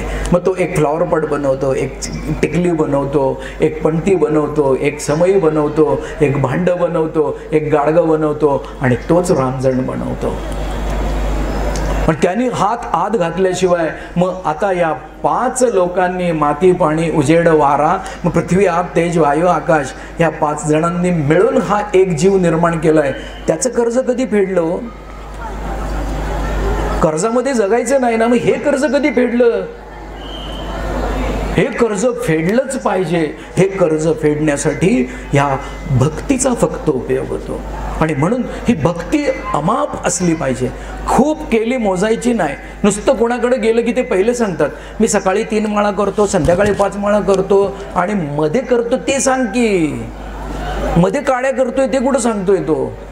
सकाळी 5 माळा करतोय आणि संध्याकाळी 3 माळा करतोय, मधल्या वेळात काय करतो ते सांग की. आणि हा मधल्या वेळाचा हिशोब देतो. गुप्त याला चित्रगुप्ताला काम नाही, तो ते लिहून ठेवतो की ह्याने काय केलं दिवसभरात. आणि मग संध्याकाळी गेल्यानंतर ह्याला ठोकून काढा असं मागचा माणूस म्हणत असतो. आणि हा म्हणतो स्वामी मला असं असं पाहिजे. आणि फूल पडतं, हा म्हणतो माझंच खरं, मागचा म्हणतो माझंच खरं. एकच फूल पडतं आणि 4 जण ठोकून काढतात. म्हणून तो आतमधला कौल आहे ना, तो अर्थांतराशिवाय कळत नाही. आणि म्हणून म्हटलंय की बघा की अर्थांतर पाहिल्या विना उगाच करे जो श्रवण, तो मनुष्य वेशे पाषाण जाण. पुढे काय म्हटलंय? हे ऐसे अवघेची ऐकावे, हे ऐसे अवघेची ऐकावे परंतु सार शोधून घ्यावे. आणि मग त्याच्यात पुढे म्हटलंय की संसार दुःखे दुखावला. या जगामध्ये आपल्या इच्छांना कायम स्वरूपी त्रास होत ज्याला गेला आहे तोच त्रिविध तापे पोळला. छळ झाल्याशिवाय कोणीही बघा पैसे कमी पडले की मगच याला जातात. कुठं? त्या बालाजीला. आणि बालाजीला गेल्यानंतर इतकी वर्ष काही येत नव्हते कोल्हापूरला. आता 2 गाड्या झाल्या आहेत का? असो रुबाब करायचं नाही काय हो. हा बघा काय झाले 2 गाड्या. तर आपली एवढे खर्च केलेली बालाजीची यात्रा पूर्ण होत नाही असं कोणीतरी एकाने सांगितलं की मग आता नागपूरहून निघालेला माणूस मधल्या रस्त्याने इतके दिवस जात होता त्याला कोल्हापूरवर यायलाच लागते. कारण काय? स्वार्थासाठी अंबाबाईचे चरण धरतोय ते तिला कळत नाही काय हो. बघा काय माणसाने काय केलंय? त्रिविध तापे पोळला. आणि या दोन्ही गोष्टींचा ज्यावेळेस आपण निरूपणाच्या वेळेस पूर्णपणे लक्ष देऊन सगळ्याच्या सगळ्या गोष्टी ऐकतो, निरूपणे प्रस्तावाला अंतर्यामी, मग मात्र आतल्या आत आपल्याला समजलं की मी का गेलो होतो अंबाबाईच्या देवळात, मी का गेलो होतो निरनिराळ्या देवळांमध्ये, मी का गेलो होतो शनीला, मी का गेलो होतो कालहस्तीला, का गेले होते? कोणीतरी भीती घातली राहूचे त्रास नको म्हणून. पण राहू तुमच्या जन्माच्या बरोबरीने आलाय. 10 मिनिटाची पूजा केली नाही काय राहू खुश व्हायला तो काय गणपती मंडळाचा अध्यक्ष आहे काय? बघा. आणि म्हणून म्हटले की ऐसे पोटी प्रस्तावला. बघा काय म्हटलंय, ऐसे पोटी प्रस्तावला. जोपर्यंत आपण ऐकायची इच्छा ठेवत नाही तोपर्यंत मनातली बंधनं तुटत नाहीत, मनातल्या सगळ्या गाठी सुटत नाहीत. आणि मग गाठी सुटल्या की कोणाची तरी भेट व्हायची इच्छा होते. मग तो चांगला भेटावा म्हणून तो आर्तता निर्माण करतो. ज्याला आर्तता लागते तो नेहमी आता मग मूळ पंचायतनाच्या देवांकडे येतो, मग तो भगवती आईकडे येतो, मग तो सरस्वतीला जातो, मग तो कालीला जातो, महालक्ष्मीला जातो. आता बघा एकेचीच 3 रूप आहेत. दुर्गेच्या भुवयांमधून ही काली आली आहे, पण इथं सुद्धा सांगताना नियम सांगतात, आधी हिची पूजा कर, मग तिची कर, मग तिची कर. अहो पहिली दुर्गा, पहिली महालक्ष्मी, अधिष्ठान कोण आहे? पण ती नियमच काहीतरी असे करतात की कळत नकळत आधीच भ्रांत चेतसाम, आधीच नाही का कंटाळलेला जीव अजून अडचणीमध्ये यायला सुरुवात होते. आणि म्हणून म्हटलंय की निरूपणे पालटला. ऐकल्यानंतर काय होतं की जे चांगलं आहे ते समजलं की ते ऐकण्याच्या नंतर ते करण्याची दाट इच्छा होते, त्याला खरा भक्त म्हणायचं. स्वतःच्या पोटासाठी आलाय आणि खोटं बोलतोय आणि तरी देखील आम्ही गणपतीचे उपासक आहोत, आम्ही देवीचे उपासक आहोत, भस्म लावलं की आम्ही महादेवांचे उपासक आहोत, असं नाहीये. नाकापासून इथपर्यंत गंध काढतात म्हणजे काय, कृष्णाचे उपासक झाले का? जर बघा एक संस्था अशी आहे की जे कृष्णाचा सगळा प्रचार करते, बाजार करते, कृष्णाला तर द्वारकाधीश म्हणतात आणि यांना तर पावत्या फाडायला लागतात. सारं विश्वामधलं धन जर कृष्णाचं आहे तर यांना पावत्या का फाडायला लागतात? बघा ही पालटे निरूपणे, ही अशा प्रकारची वृत्ती. अहो ज्याने मला दिलं आहे, मी काय म्हणतो, देवाला तुम्हाला पैसे टाकायचे ना, कसे टाका, दर महिन्याचा 16 तारखेचा पगार आई भगवतीचा असं म्हणून कामाला जा आणि 16 तारखेचे पैसे आपल्या महिन्याच्या हिशोबातून पहिल्यांदा बाजूला काढा. नुसतं संकल्प केला तरी देखील आईच्या चरणी ते पैसे पोचलेले असतात. पण जाईल तेव्हा जमेल तेवढे, मग ती पण जाईल तेव्हा जमेल तेवढेच आशीर्वाद देते, मग कशाला दुसऱ्याकडे जायचं पुन्हा. बघा आणि म्हणून म्हटलंय की तोची मुमुक्षु बोलीला ग्रंथांतरे. साधक जो असतो, जो खरा भक्त असतो, त्याला पुन्हा नाही का उत्कंठा लागत जाते. वास्तविक प्रत्येक जण आपापल्या देवाचं जास्तीत जास्त माहिती, ज्याला जो कोणी आवडतो, कोणाला स्वामी आवडतात, कोणाला गोंदवलेकर महाराज आवडतात, कोणाला साईबाबा आवडतात, गणपती, नानाविध देवे, भैरवापासून म्हसोबापर्यंत नानाविध देवेत, जसा भाव तसा देव. पण जो देव तुम्हाला पाहिजे आहे त्याची प्रत्येक जण आपापल्या परीने अभ्यास करतच असतो. बघा काय म्हटलंय की तो प्रत्येक जण आपापल्या परीने अभ्यास करत असतो. सगळ्यांचं सगळं ऐकावं, परंतु पुन्हा त्यातलं सार शोधून घ्यावं. ऐकणं निषिद्ध नाहीये, स्वार्थासाठी त्याचं अनुकरण करणं निषिद्ध आहे. बघा भक्तीपासून माणूस दूर कुठं जातो, भक्तीपासून माणूस दूर कुठं जातो, जिथं नाही का स्वार्थ जागा होतो आणि ती गोष्ट करायची इच्छा होते त्या ठिकाणी. आणि अरे अरे माझं चुकलं, किती पण किंमत असली आणि तरी देखील मनाला मुरड घालून ती गोष्ट सोडून द्यायची असेल तर तिथे भक्ती खरा अंकुर फुटत असतो भक्तीला. आणि म्हणून म्हटलंय ऐसे हे अवघेची ऐकावे परंतु सार शोधून घ्यावे. मग हे कसं घ्यायचं, सगुणाची चरित्रे ऐकावी. म्हणून कृष्णाच्या लीला, श्रीमद भागवत, देवी भागवत, शिवपुराण किंवा तुमचं निरनिराळ्या संतांची जी काय आपण पांडुरंगाच्या लीला ऐकतो, निरनिराळ्या संतांचे अनुभव ऐकतो, त्याच्यात काय लिहिलंय, सगुणाची चरित्रे ऐकावी. तेव्हाच कळतं ना की जनी म्हणत होती की अहो नामदेवा ऐका ना देवा, काय माझ्या सगळ्याच्या सगळ्या शेण्या चोरून नेल्या, काय सगुणाची चरित्रे ऐकावी. तेव्हा नामदेवांनी ती कानाला लावली आणि म्हणाले हो हो खरंच ग जणी याच्यामध्ये आवाज येतोय विठ्ठल विठ्ठल विठ्ठल. कारण तिची भक्ती त्या अचेतन गोष्टीला देखील चैतन्यमय करणारी होती. भक्तीने काय होतं, हा जो देह बुद्धीमध्ये अडकलेला असतो त्या सगळ्याच्या सगळ्या बंधनांच्या गाठी तुटून जातात आणि त्यानंतर खरा आनंद, खरा चैतन्याचा आविष्कार काय आहे हे समजतं. म्हणून भक्ती फार महत्त्वाची आहे. आणि म्हणून म्हटलंय की बघा, सगुणाची चरित्रे ऐकावी, का ते निर्गुणे अध्यात्मे शोधावे. सगुणाची चरित्र ऐकावी आणि त्यांच्या लीलांमधून पूतनेला यशोदा का फसली, तर तिच्या बाह्य रूपाला फसली. आणि पूतनेला बघायचं नव्हतं म्हणून कृष्णाने डोळे झाकले होते. पूतना का तयार झाली, तर तिच्या मनामध्ये आधी प्रेम होतं आणि त्याच्यानंतर सूड निर्माण झाला म्हणून तर तिची पूतना तयार झाली. मग असं आमच्याही बाबतीत आहे. मलाही एखाद्या गोष्टीबद्दल प्रेम वाटतं, यांनी मला सांगितलं 2च दिवस आहे, तर मग मला राग येतो. आधी नाही का माझी पूतना असते की नाही का वा वा मला 7 दिवस देणार आहेत, आणि उद्या येऊन त्यांनी म्हटलं की नाही आता परवाच्यापासून तुमचं काही नाही आहे, अजून दुसरे बुवा शोधलेले आहेत. मग लगेच माझी नाही का पूतना वेगळ्या अंगाची जाते. मग मी वेश बदलून येतो आणि मग सूड करतो. ही पूतना डोळ्यांनी येते आणि डोळ्यांनी जाते आणि ती भ्रम करते म्हणून यशोदा फसते. बघा काय म्हटलंय, सगुणाची चरित्रे ऐकावी पण निर्गुणे अध्यात्मे शोधावी. निर्गुणामध्ये याच्या पाठीमागचा अर्थ काय हे समजलं पाहिजे आणि तो समजत नाही. बघा काय म्हटलंय, देह प्रपंचाचा दास. हे प्रपंच म्हणजे काय, 5 जे प्रचंड महाभूत आहेत त्यांना प्रपंच म्हटलंय. हा देह तयार होताना हे 5 पंचमहाभूत कामाला येतात म्हणूनच बाकी सगळ्या गोष्टी होतात, अन्यथा त्या गोष्टी होऊ शकत नाहीत.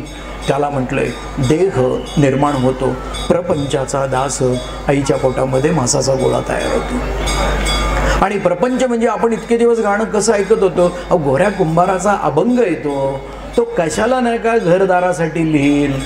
देह प्रपंचाचा दास, सुखे करो काम. म्हणजे काय, आपल्या कामामध्ये अडचणी यायला नको. सुखे म्हणजे जिथे श्रम नाहीत, काम म्हणजे इच्छा, जिथे इच्छांना निर्माण होण्याचेही श्रम नाही. असं नाही का, तुझे रूप चित्ती राहो, सगळ्यात आतल्या खोलीमध्ये तू जर असशील तर माझं आयुष्य असं आहे, असं त्या गोऱ्या कुंभाराने लिहिलंय. पण आम्ही काय पाहिजे ते ऐकतो, पाहिजे ते करत असतो. बघा, आणि म्हणून म्हटलंय की श्रवण भक्तीची जाणावी ऐसी लक्षणे. विचार करता करता करता करता त्या आई भगवतीच्या गाभाऱ्यामध्ये कुठल्याही लाईनीत न उभं राहता जाता येणं, हे तर भक्तीचं खरं आविष्कार आहे आणि खरं लक्षण आहे. इथं बसल्या बसल्या तिचे चमकणारी पावलं, त्याच्यामधले सुंदर असणारे ते पैंजण, त्याच्यामध्ये घातलेले सगळे अलंकार, त्या घड्या, आणि त्याच्याबरोबर असं उंच उंच करत गेलंय. त्याच्यावर सुंदर 2 हार आहेत, त्याच्यावर अजून एक हार आहे, त्याच्यावर गळ्यापाशी नाही का अनंत असे अलंकार घातलेले आहेत. कशासाठी जायला लागतोय हो आतमध्ये? तो आतमधला फक्त बाहेर आणला पाहिजे. तो जो आत आहे ना तो बाहेर आणायचा आणि त्याच्याने आपल्याच डोळ्यांनी आपले डोळे पाहायचे. त्याला म्हणतात भक्ती. ही भक्ती काय करते? ऐसे श्रवण सगुणाचे, अध्यात्म निरूपण निर्गुणाचे, विभक्ती सांडून भक्तीचे. बघा, विभक्ती सांडून भक्तीचे मूळ शोधावे. भक्तीचं मूळ काय? गावली मूळ मायेची मुळी, आम्ही आंबेचे गोंधळी. काय म्हटलंय की हिचं मूळ सापडलं पाहिजे आम्हाला. काय तिचं मूळ आहे? तर मला पुन्हा जन्माला यायचं नाही, आणि जर घालायचं असेल तर तू म्हणशील ते, मी म्हणेल ते नकोय मला, मी म्हणेल ते. आणि तर इतकी वर्ष फिरतोय, 84 लक्ष योनी फिरूनही कंटाळा आला नाही अजून. तिलाच कंटाळा आला. ती म्हणते आता तरी प्रवचन ऐक आणि जरा स्वतःमध्ये बदल कर. तिलाच कंटाळा आलाय. बघा पुढे काय म्हटलंय, सारे काही श्रवण करावे. बघा काय काय म्हटलंय की परमात्मा, परब्रह्म परमात्मा हा आम्हाला नानाविध आकार दाखवतो. कारणे पदार्थ ज्ञान. बघा निरनिराळ्या वस्तूंचं आपल्याला माहिती मिळते, नाना जिन्नसांचा अनुमान, निरनिराळ्या गोष्टींबद्दल देखील कोण कोण प्रवचन देतात. सर्व सांडून निरंजन. बघा, मूळ शोधत जावे, तसंच म्हटलंय सर्व सांडून निरंजन धुंडीत जावे. कारण भगवंताशिवाय या कुठल्याच गोष्टीला किंमत नाही. बघा आता तर काय म्हटलंय, आपल्या 10व्या सूत्रामध्ये नारद मुनी म्हणतात आपल्या प्रियतमाला सोडेल. आपला प्रियतम कोण? ज्याचा भाव ज्या देवाच्या चरणी प्रथम जडला तो त्याचा प्रियतम. आणि त्याचं सर्वस्व रूप बघा. आता गणपती हा का नाही हो देवी? गणपती हा का नाही शिव? त्वं ब्रह्मा त्वं विष्णु त्वं रुद्र त्वं इंद्र त्वं अग्नि त्वं वायु त्वं सूर्य त्वं चंद्रमा त्वं ब्रह्म भू भुव स्वरोम. कोण राहिलं याच्यामध्ये? कोण राहिलं? मग नुसत्या गणपतीला नमस्कार करून का नाही जाऊ शकत सांगा बरं मला? महादेवाला गेलं पाहिजे, विष्णूला गेलं पाहिजे, रामाला गेलं पाहिजे, महारुद्राला गेलं पाहिजे. स्थूल सूक्ष्म महारौद्रे महाशक्ती महोदरे महापाप हरे देवी महालक्ष्मी नमोस्तुते. काय राहिलं सांगा बघा. आणि पुढं काय म्हटलेलं आहे की या 10व्या सूत्रामध्ये असं म्हटलंय आपल्या प्रियतमाला सोडून, म्हणजे परब्रह्म परमात्म्याच्या ओढीला सोडून इतर सर्व आधारांचा त्याग करणं. देवस्थान कर्मचारी आम्ही साळोखे आपण याला मंदिरामध्ये कोठे असाल तर तुम्ही मंदिर कार्यालयाशी संपर्क साधावा. आम्ही साळोखे. ह्या परब्रह्म परमात्म्याचा सोडून इतर सर्व आधार आपण सोडून देणं. जगी जास कोणी नाही. बघा, जगी जास कोणी नाही त्यास देव आहे. आम्हाला कोणाची ना कोणाची मदत होतीये. जोपर्यंत इथं सगळ्या मिऱ्या डाव्या हातामध्ये देवस्थान कर्मचारी अभिजित पाटील आपण कुठे असाल तर तुम्ही मंदिर कार्यालयाशी संपर्क साधावा. अभिजित पाटील. जोपर्यंत द्रौपदीने उजव्या हाताने त्या मिऱ्या धरून ठेवल्या होत्या तोपर्यंत सगळेजण सगळ्या बाजूनी साड्या ओढत होते. आणि जेव्हा दोन्ही हातांनी तिने सगळं सोडलं, जगी जास कोणी नाही, स्वतःचा आत्मविश्वासही रक्षण करू शकला नाही, त्यानंतर त्यास देव आहे. निराधार आभाळाचा तोच भारच आहे. आणि म्हणून म्हटलेलं आहे की नारदांच्या भक्तिसूत्राच्या 10व्या सूत्रामध्ये म्हटलंय आपल्या प्रियतमाला सोडून, परब्रह्म परमात्म्याच्या मूळ चिंतनाला सोडून इतर सर्व आधारांचा त्याग करणं, यालाच तर निर्मळ भक्ती म्हणतात. ही भक्ती कशी असते की भगवत कथांच्या मध्ये आपण अत्यंत प्रेम ठेवणं, कारण त्याच्याशिवाय चिंतन होत नाही. आणि म्हणून म्हटलंय, नाहीतर बघा तुम्ही खरं खरं सांगा सर, बघा काय म्हणतात, आपण प्रवचनाला आलोय, मग प्रवचनाला आल्यावर अशा ठिकाणी बसायचं की आपल्याला कोण कोण बघते. आज तिकडे जाऊन बसला होतात काय, एक दिवस प्रवचनाला येणार 3 दिवस सांगणार की नाही का, नाही काल प्रवचनाला गेलो होतो ना, ते तिकडं चाललं होतं, ते तिकडं चाललं होतं.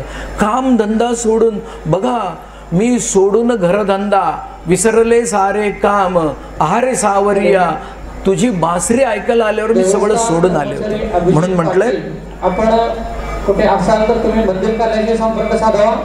अभिजित पाटील. आणि म्हणून म्हटलंय घरच्यांना घेऊन आलोय.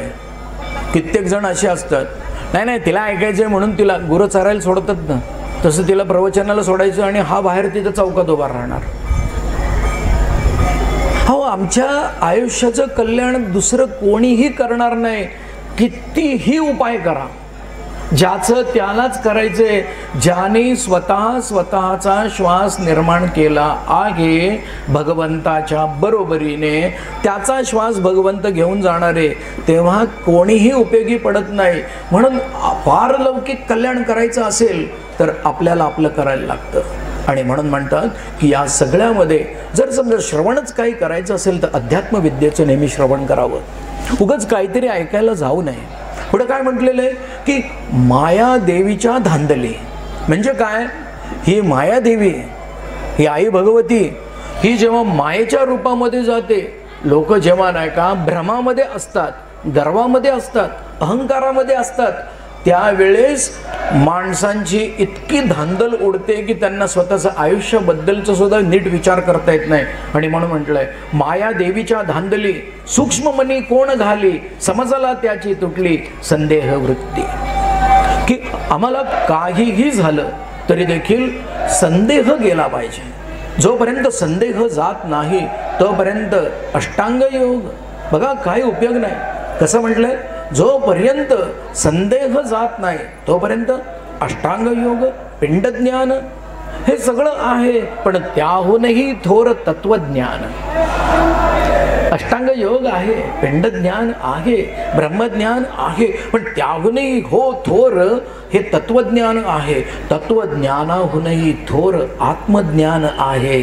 आणि म्हणून अध्यात्मविद्येशिवाय इतर काही गोष्टी ऐकत बसल्या तर आपल्याला तरणोपाय होत नाही, तो कायमस्वरूपी आधार मिळत नाही. आणि म्हणून म्हणतात तुकाराम महाराज, माया जवळ नसे या नामे करुनी प्रीती चक्रपाणी असू द्यावी.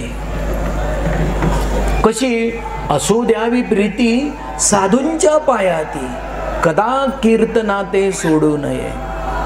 सोडू नये पुराण श्रवण कीर्तन मनन निधिध्यास.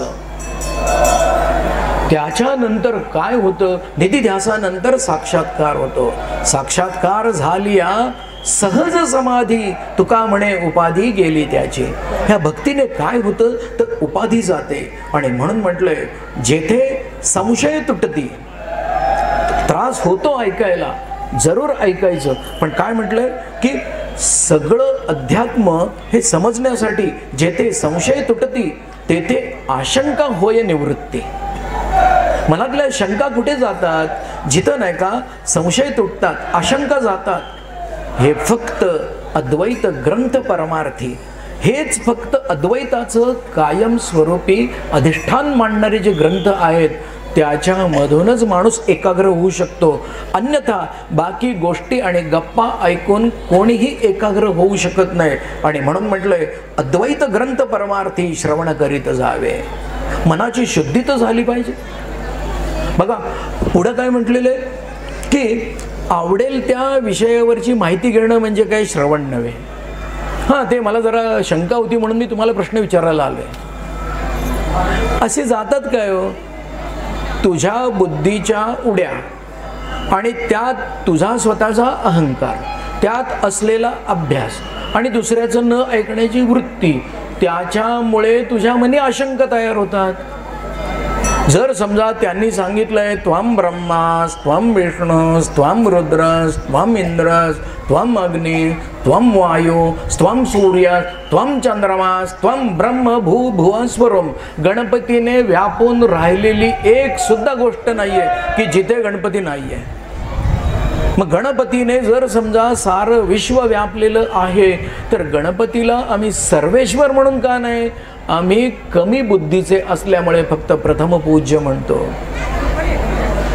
आणि मग आराध्याचं चिंतन करताना माझे आराध्य कोण आहेत? शिव आहेत. मग माझे आराध्य जर शिव आहेत तर त्यांनी सांगितलं आहे प्रथम गणपतीचे पूजन करावे, म्हणून वक्रतुंड महाकाय कोटी सूर्य समप्रभ हे का म्हणायचं असतं?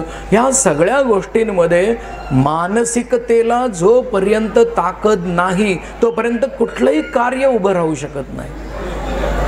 जोपर्यंत मानसिकता आपली कुठे ना कुठे शंकांना जागा देते त्या माणसाच्या हातून कुठलंही कार्य होऊ शकत नाही.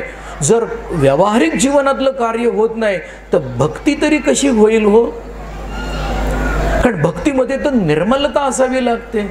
इथं तर शंकांचं काहूर भरलेलं आहे. घराला 10 वेळा रंग देतोय पण या घराचं काय? म्हणून तुकारामांनी विचारलंय, नाही मन निर्मळ त्याचं करील काय साबण. पर किती वर्ष धुतोय, शेवटी आता धोबी कंटाळलाय. धोबिया धोलेच्या आहे सारी उमरिया. पण म्हणून म्हटलेलं आहे की बघा या ग्रंथांच्या योगे आपण काय ऐकावं? तो मूळ तत्वज्ञान ऐकलं की भक्ती द्विगुणित होत जाते, भक्ती वाढत जाते. आम्ही ज्याच्यावर प्रेम करतो ना तो जवळ यायला सुरुवात होते. मी ज्या देवावर प्रेम करतो तो देव जवळ येणं हे भक्तीच्या यशाचं लक्षण आहे. की अरेच्य मला आता मगाशी गणपती दिसला होता, अशा सारख्या भावना होत जाणं. तुम्ही कोणत्याही देवाचं करा, पण ज्याचं कराल ते मूळ ग्रंथाला अनुसरून करा. बघा पुढे काय म्हटलेले, म्हणून मग आपल्याकडे काय असलं पाहिजे तर व्यावहारिक ज्ञान असलं पाहिजे. व्यावहारिक ज्ञानामध्ये काय असतं तर कुठेही काहीही वाचायचं आणि कुठं काहीही बोलायचं असं चालत नाही हो. आम्ही जर समजा बघा आता मी निरनिराळ्या ठिकाणी आमचे ओळखीचे आहेत म्हणून जातो. मी काय महाराज बिराज नाही आहे, मी आपल्या ओळखीच्या ठिकाणी जातो.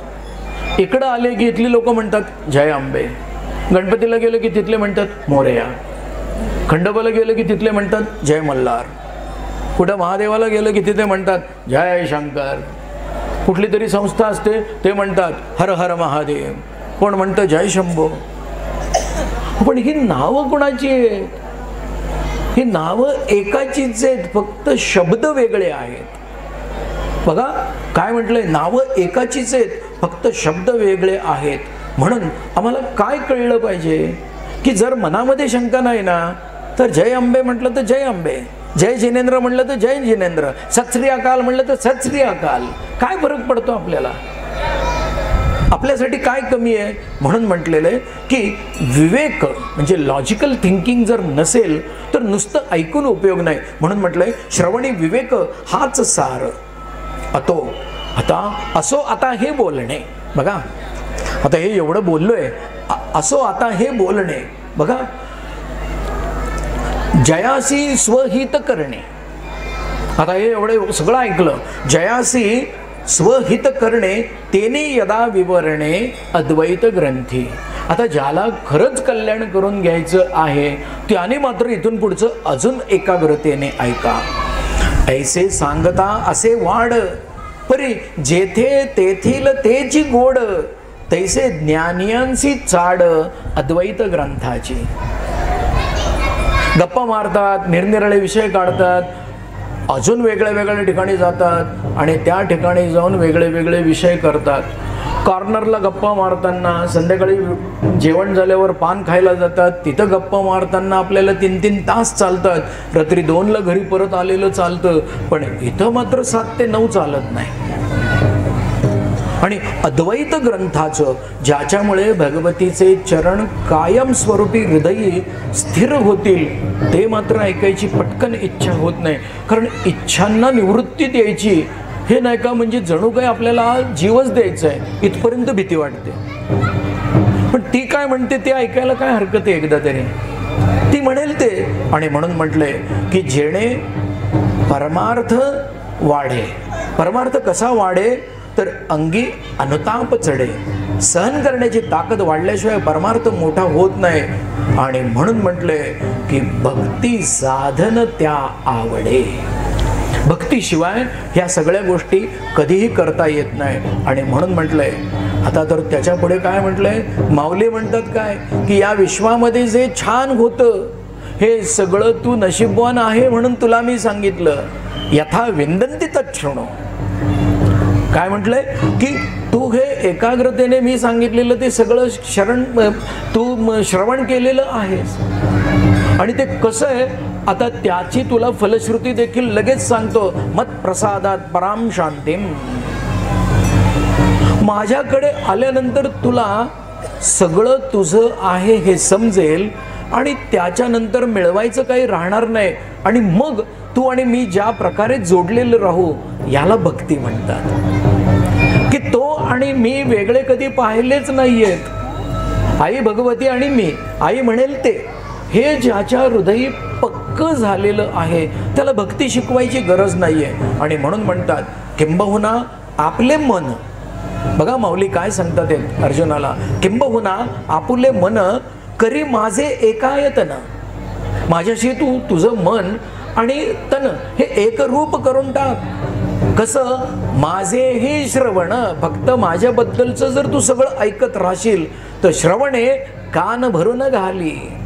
आता नाही का तिथं दुसरं काही मावायला जागाच ठेवू नको, इतकं तू माझ्याबद्दल सगळं ऐकून घरी जा, असं म्हटलेलं आहे. म्हणून या श्रवण भक्तीने माणूस हृदयातून निर्मळ होतो आणि विशेष म्हणजे चंचलता निघून जाते, भिरभिर करायची इच्छा निघून जाते. आणि म्हणून म्हटलंय अर्जुना, काय म्हणतात बघा कृष्णाला, कृष्णा म्हणतोय अर्जुनाला, अर्जुना म्हणून बहुत तुवा पुण्य केले. काय म्हणतोय म्हणून अर्जुनाला काय म्हणतोय, म्हणून बहुत पुण्य तुवा केले, तेणे केले धनंजया, आजी शास्त्र राज या झालासे विषय.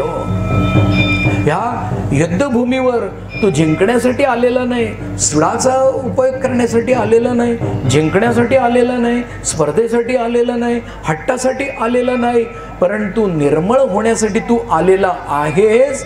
म्हणून तुला मी आज धर्माचं जे राज आहे, राजा आहे आणि राज्य आहे, या तीनही गोष्टी मी तुला निर्मळपणे सांगून टाकल्या आहेत. आणि म्हणून म्हटलेलं आहे की तयाच्या श्रवणपुटी गीतेची अक्षरे जवळ पेटी, की ही जेव्हा आतमध्ये घुसत जातात तव तया ना उठा उठी, मग मात्र कुठेही जायची वेळ येत नाही. कारण एकदा हृदयी भगवंताचे अस्तित्व निर्माण झाले की पळेची पाप आपोआप. पाप म्हणजे निगेटिव्हिटी माणसामधली, भगवंताचं युनिव्हर्सल एनर्जी प्रोव्हायडरचा एक्झिस्टन्स एकदा हृदयामध्ये समजला की नाही का निगेटिव्हिटी माणसामधली जातेच. आणि ज्याची निगेटिव्हिटी गेलेली आहे त्याला कुठेही रेजिस्टन्स किंवा ऑब्स्ट्रक्शन्स दिसत नाहीत, त्याला विरोध दिसत नाही. आमच्या मनामधली निगेटिव्हिटी जात नाही म्हणून आम्ही हजारो उपाय शोधत बसतो आणि त्या उपायांना कळत नकळत भक्ती म्हणतो. ते उपायांवरचे उपाय आहेत, तुमच्या त्रासांवरचे उपाय आहेत, ती भक्ती नव्हे. भक्ती कशी आहे, परिपूर्ण शुद्ध पवित्र. आणि म्हणून म्हटलेलं आहे जेतुलेका, बघा माऊली काय सांगतात की जर पांडुरंगाची भक्ती करायची तर महाद्वार उघडं पाहिजे. बघा आपण पण महाद्वाराच्याच दारात. या महाद्वाराला नाव काय दिलंय माऊलींनी, कान. माऊली काय म्हणतात की महाद्वाराच्या तैसा कानाच्या महाद्वारी. बघा काय म्हटलंय, तैसा कानाच्या महाद्वारे जेतुलिका कर्णद्वारे, रिगली तेतुली होती पुरे, अश्वमेघ की अश्वमेधाचे पुण्य लावते. एक विषय फक्त श्रवण भक्ती आणि आई भगवतीच्या चरणांचं फक्त निर्मलतेने कुठलीही शंका न घेता केलेलं एकाग्र श्रवण हे एका अश्वमेध यज्ञाचं नाही का आपल्याला पुण्यदान करत असते. आणि माऊलींनी सांगितलंय म्हणजे 1000% प्रमाण येते. कारण त्यांना कोण विचारणार, त्यांनी विश्वामधून आम्हाला सुखाची आणि शांतीची ओळख करून दिलेली आहे, त्यांना आपण चूक ठरवू शकत नाही. म्हणून काय म्हटलंय, अश्वमेघ की ह्या एका कानाने एकाग्रतेने ऐकल्यानंतर आई भगवती बद्दलची सगळी वर्णन ऐकली की जी समाधान मिळतं तेच समाधान आणि पुण्य हे एक अश्वमेध केल्यानंतर मिळालेलं आहे. आणि म्हणून म्हटलेलं आहे की नामदेव महाराज देखील बघा या श्रवणाला काय किंमत देतात. ते म्हणतात की ग्रंथांचा अभ्यास जरूर करावा. अभ्यास करता करता जे चिंतन होतं त्याला नामदेव महाराज श्रवण म्हणायचे. वाचत असताना आपण वाचतो ते कोणीतरी ऐकतं आणि मग डोक्यात जातं. कारण डोळ्यांना कान नाही आहे, डोळ्यांना जीभ नाही आहे आणि जिभेला कान नाही आहे आणि कानाला डोळे नाही आहेत. म्हणून या तिघांनी एकमेकाचं ऐकल्याशिवाय आपल्याला मिळत नाही. म्हणून वाचनाला देखील श्रवण म्हटलेलं आहे. आणि म्हणून वाचन करताना देखील मूळ ग्रंथांचं वाचन केलं ज्याच्यामुळे कन्फ्युजन होत नाही, ज्याच्यामुळे शंका येत नाहीत, ज्याच्यामुळे अनेक प्रश्न पडून आपण फार हुशार आहे माऊलींपेक्षा असं वाटत नाही, अशाच ग्रंथांचं श्रवण करावं. आणि म्हणून म्हटलंय की बघा काय म्हणतात, श्रीहरी श्रीहरी असे वाचे म्हणेन. बघा मी तोंडाने श्रीहरी श्रीहरी असे वाचे म्हणेन, वाचा धरिसी तरी श्रवण ऐकेन. वाचेने जरी ते केलेलं असलं तरी सुद्धा श्रवणी ऐकेन. बघा श्रवणी दाटसी तू जर श्रवण करून माझ्या कानांमध्ये आधी वाचेने भरलं, माझं तोंड सगळंच्या सगळं जपाने भरून गेलं, तर मग मी ऐकायला सुरुवात करीन श्रीराम जय राम जय जय राम, श्रीराम जय राम जय जय राम. मग ऐकायला सुरुवात करीन. ऐकून ऐकून ऐकून ऐकून माझे कान देखील तृप्त होऊन गच्च भरून गेले की मग मी या डोळ्यांनी नाही का फक्त तुलाच बघत राहीन. बघा, श्रवणी दाटसी तरी मी नयनी पाहीन, आणि नयनी पाहून देखील तू सगळीकडं तूच भरलेला आहे कळालं तर ध्यानी मी धाईन जेथे जेथे, जेथे जातो तेथे तू माझा सांगाती. चालविशी हाती धरून या, चालो वाटे आम्ही तुझाची आधार. का त्याने बोट सोडलं तर काठी मोडून पडतीये. 2 गुडघे नाही का दवाखान्यात जाऊन सुद्धा उपयोगी पडत नाही. त्याने बोट सोडलं तर आम्हाला कोणीही पकडू शकत नाही. आणि म्हणून म्हटलंय की दुस्संग हा सोडल्याशिवाय, दुस्संग सोडल्याशिवाय सत्संगाची किंमत कळत नाही. सत्संगामध्ये गेल्याशिवाय अध्यात्माची किंमत कळत नाही. अध्यात्माचं श्रवण केल्याशिवाय अद्वैताची किंमत कळत नाही. आणि अद्वैताची किंमत कळाल्याशिवाय भक्तीची ओढ लागत नाही. आणि म्हणून अद्वैताचं जे श्रवण करायचं असतं त्यासाठी तेच असतं. बघा, ह्याच्यामध्ये सुद्धा कपिल मुनींनी देखील आपल्या आईला तेच सांगितलंय. काय? संगाद्यदी संक्षयम, की हे सगळ्या काम क्रोध मद मोह मत्सर जे जे विकार नाही का काढून टाका सांगतात. शरीराबरोबर आलेलं शरीराबरोबर जाणारे काढून टाकायच्या भानगडीत पडू नका. मला माहिती रेकॉर्डिंग चालू आहे तरी देखील बोलतोय. राग काढून टाकलेलं कोण होतं? नाही तर सनत कुमारांना जय विजयांनी अडवल्याचा राग आला असता का हो? हा सारखा नारायण नारायण नारायण नारायण म्हणतोय, हिरण्यकश्यपूला राग आला असता का हो? म्हणून काम क्रोध मद मोह मत्सर हे शरीराबरोबर निर्माण झाले, शरीराबरोबर जाणारे. अहंकार इति यन्मे भिन्या प्रकृती अष्टदाहा. ही अष्टदा प्रकृती ही ह्याला दुय्यम दर्जाची अपरावृत्तीच म्हटलेलं आहे. ते जिचं आहे तसं. आता मांडी घालून बसल्यानंतर थोड्या वेळाने पाय दुखणारच आहेत, तर दुखू देत. एका जागी बसण्याची सवय नाही. मग गुरुजी तिथं जेव्हा नाही का महारुद्राला बसतात तेव्हा ते 4.5 तास एका जागी बसतात. मग त्यांना काय गुडघे नसतात का? दुखत नाही त्यांचं? काय होतं? काय त्यांची एकाग्रता, त्यांची तल्लीनता त्यांना देहभावाच्या बंधनांपासून सोडवत असते. आणि म्हणून बघा काय म्हटलंय की ह्या सगळ्या गोष्टी माणसाच्या शरीराच्या अनुषंगाने आलेल्या माणसाला त्रास देणारच आहेत. परंतु त्यातूनही मन वेगळं काढून त्याला सांगावं लागतं की आत्ता आम्ही भगवतीच्या चरणांशिवाय दुसरं काही करत नाहीये. मग तो बाजारपेठेतून परत परत परत परत परत महाद्वारातून आत येतो आणि चुपचाप इथं बसून राहतो. त्याच्यानंतर 15 मिनिटांनी होतं. म्हणून कुठल्याही ग्रंथाच्या आधी 5 मिनिटं जे जप करण्याची पद्धत आहे त्याचं कारण ते की त्याला सावध करायला लागतं. आता पिवळा दिवा लागलाय, मग थोड्या वेळाने लाल दिवा लागणार आहे, की आपल्याला इथंच बसायचंय. आणि म्हणून ज्या गोष्टींमध्ये खरोखर माझ्या आयुष्यातल्या अनंत प्रसंगांमध्ये मी निश्चितपणे उभा राहू शकतो आणि कधीही माझा आत्मविश्वास जात नाही, अशाच भावनेने भगवंताचे चिंतन करावे. श्रवण भक्तीचा परिणाम काय की मला कोणीही नाही, परंतु मला जो आहे तो असल्यानंतर मला कोणाची गरज नाही असं हृदयी ध्यान जोपर्यंत धरलं जात नाही तोपर्यंत श्रवण भक्ती फलित होत नाही. आणि म्हणून म्हटलंय की नेहमी आध्यात्मिक चिंतन, आध्यात्मिक ग्रंथ ज्याच्यामध्ये भगवंताचंच फक्त नामाचा उच्चार वारंवार केला आहे आणि त्याच्याकडे जायचा मार्ग कसा आहे हे निर्मलतेने कुठलीही आढी न ठेवता संपूर्ण उकलून सांगितलेलं आहे. अशा सगळ्या ग्रंथांचं निरूपण श्रवण करावं. आणि म्हणून म्हटलंय की ज्या वेळेस मन ह्या शंकांपासून दूर जातं, निश्चिंत होतं, त्यावेळेस देखील पुन्हा पुन्हा या मार्गातल्या आकर्षणांना देखील मन भुलत असतं की अरे वा, म्हणजे इथं असं होतं, मग ठीक आहे आता मी पण प्रवचनकार होणार आणि मी पण अभ्यास करणार. त्याच्याने पुन्हा भक्ती दूर राहते आणि प्रवचनकाराकडे. म्हणजे आम्ही भक्त होण्याच्या आधी कलाकार होतो बघा. आणि म्हणून म्हटलंय कर्म, उपासना, ज्ञान, सिद्धांत, योग, वैराग्य, व्रत, तीर्थ, दान, स्थान, मंत्र, तंत्र, पुरस्चरण, ह्या सगळ्याला महत्व द्यावं.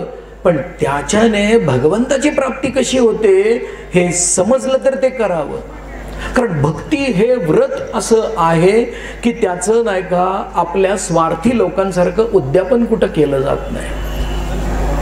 नाहीतर कसले मंगळवार करा उद्यापन, गजानन महाराजांची पोथी करा उद्यापन, गुरुचरित्र वाचा करा उद्यापन, ते श्रीपाद सूर्यवल्लभांचं काहीतरी वाचा करा उद्यापन. अहो 16 सोमवारला मग 16 जोड्या घालायला लागतात का जेवायला? तुला कोण सांगितलं होतं का कर म्हणून? म्हणून म्हटलंय की बघा, ज्याला यज्ञ शक्य नाही, ज्याला ब्राह्मण भोजन देणं शक्य नाही, ज्यांना दक्षिणा देणं शक्य नाही, त्यांनी एकाला 3.5 म्हणजे 10,000 जप करायचा असेल तर तो 13,500 करा. आणि ती फक्त रोजच्या जपाची फुलं आई भगवतीच्या चरणी आणा. तुम्हाला त्या यज्ञाचं फळ मिळालंच पाहिजे. तुम्हाला सांगितलं कोणी ब्राह्मणाकडे जा आणि त्याला दक्षिणा किती विचारा आणि उद्योग करा? औषध घ्यायला तुम्हाला स्वतःला दवाखान्यात जायला लागतं का? कुणी पण घेतलेलं चालतं. आत्ता मला वेळ नाहीये, ड्रायव्हरला सांगायचं जा रे जरा जाऊन औषध घेऊन ये, म्हणजे नाही का मी बरा होईल. अहो एवढे 84 लक्ष जन्मात बरा झालं नाही, आता ह्या एका देहाने बरा होणार होय मी? बघा काय वर्णन केलंय. बघा तुकारामांसारखं हे सगळेच्या सगळे माणसाच्या मनातले अहंकार कोणीही मोडून काढलेले नाहीत. बघा काय म्हटलंय की संसारामध्ये आकर्षण तर कुणाला सुटलेली नाही आहेत. प्रत्येकाला प्रत्येक आकर्षण काही ना काहीतरी घेण्याची इच्छा होते. मला इथं बसायची इच्छा आहेच की हो, पण कोणी बसवलंय हे कळालं की सगळंच निघून जाते. कोणी बसवलं आहे इथं हे कळालं की सगळं निघून जाते. आई भगवतीच्या चरणांच्या पुढे मला तिच्या चरणांची सेवा होण्यासाठी मी रोज येऊ शकत नाही, म्हणून तुम्हाला सांगतोय तुम्ही कोणीही केली तरी सुद्धा नाही का माझीच सेवा तिथपर्यंत पोहोचते. ह्याला भक्ती म्हणायचं. ही भक्ती जोपर्यंत येत नाही तोपर्यंत हार मलाच व्हायचा आहे का? तर नाही, गर्दी आहे ना, मी इथलाच आहे, रोजचा आहे, तेवढा फूल देवापाशी द्यावं व्हायला दे ना कुणाला पण, काय फरक पडतो? तुझ्या हाताने दिल्याने काय गुरुजी ओळखतात? आई भगवती ओळखत नाही, गुरुजी ओळखतात. तर फूल कुणी दिलंय आई ओळखत नाही का हो? बघा काय म्हटलंय, आरंभी कीर्तन करी एकादशी. तुकाराम महाराज काय म्हणतात, पहिल्यांदा मी फक्त एकादशीला कीर्तन करत होतो, नवते चित्त अभ्यासी. तेव्हा काय माझं मन एवढं अभ्यासामध्ये चित्त लागलेलं नव्हतं आधी. मग मी काय केलं, काही पाठ केली संतांची उत्तरे. माझ्या शंकांना संतांनी काय काय उत्तर दिलंय ह्याचं सगळं मी पाठांतर केलं. ते कसं, विश्वासे आदरे करोनिया, आणि विश्वासाने केलं मी ते. एक सुद्धा गोष्ट मी त्याच्यामध्ये शंका घेतली नाही, का तर संतांनी सांगितलेलं आहे म्हणून. गाती पुढे त्यांचे धरावे ध्रुपद. मग ते जेव्हा भजन म्हणायचे ना, राम कृष्ण हरी जय जय राम कृष्ण हरी, मग ते ध्रुपद नाही का हे पुढे ओढायचे, राम कृष्ण हरी जय जय राम कृष्ण हरी, असं ते ध्रुपद धरायला लागले. मग हे ध्रुपद धरून धरून पुढच्यांनी शिकवलेलं जसंच्या तसं अंगीकारून कारून माझं भाव चित्त शुद्ध करोनिया. 1333 तुकाराम गाथेमधला अभंग आहे. बघा काय सुंदर लिहिलेले, संतांचे सेविले तीर्थ पायवणी. म्हणजे याच्यामध्ये म्हटलेलं आहे की सद्गुरूंच्या चरणांच्या अंगठ्यावरून पडलेलं, उजव्या पायाच्या अंगठ्यावरून पडलेलं तीर्थाचा एक थेंब या विश्वामधल्या साऱ्या तीर्थांचं प्रतिनिधित्व करीत असतो असं म्हटलेलं आहे. म्हणून काय म्हटलंय, सेविले संतांचे तीर्थ पायवणी. आणि त्याच्या पुढे तुकारामांनी आपला स्वभाव दाखवलेला आहे, लाज नाही मनी येऊ दिली. घरून नटून थटून चांगल्या साड्या चांगले कपडे सगळं घालून आल्यानंतर खाली वाकून गोमुखामधलं नाही का तीर्थ घेण्यासाठी नाही का जरा देता का प्लीज, ते जरा देता का प्लीज न, जरा म्हणजे शरीर म्हातारं होत जाणार, मग ते म्हणतात तथास्तु. जरा देता का प्लीज, तर जरा देतो की, जन्माला आलाय म्हटल्यावर जरा बायको होणारच आहे. बघा काय म्हटलंय की लाज नाही येऊ दिली मनी, टाकल तो भाव काही केला परोपकार. माझ्यावर जो जो काही भाव टाकत गेले लोक तसा मी परोपकार केले हे शरीर कष्टवुनी. या शरीराला कष्ट करण्याची सवय नाहीये, म्हणून त्याच्या सुखासाठी मन आपल्याला भक्तीपासून दूर नेत असतं. हे मला जेव्हा समजलं तेव्हा मी पहिल्यांदा शरीराला कष्टांना लावलं. मानियला स्वप्नी गुरूंचा आदेश. स्वप्नामध्ये देखील मी मला स्वतःला काही मागितलं नाही, मी स्वप्नामध्ये देखील माझ्या गुरूंनी दिलेला आदेशच मानला. धरेला दृढ विश्वास दृढ नामे, भक्ता नारायण न उपेक्षी सर्वथा. भक्तांचं कधीही नारायण कधीही एकटा टाकत नाही. मग इतक्या सगळ्या गोष्टी केल्यानंतर कृपावंत ऐसा कळो आले. श्रवणाने काय होतं तर या भगवंताशिवाय, नारायणाशिवाय, आई भगवती शिवाय या विश्वामध्ये कोणीही दुसऱ्याचं कल्याण करत नाही.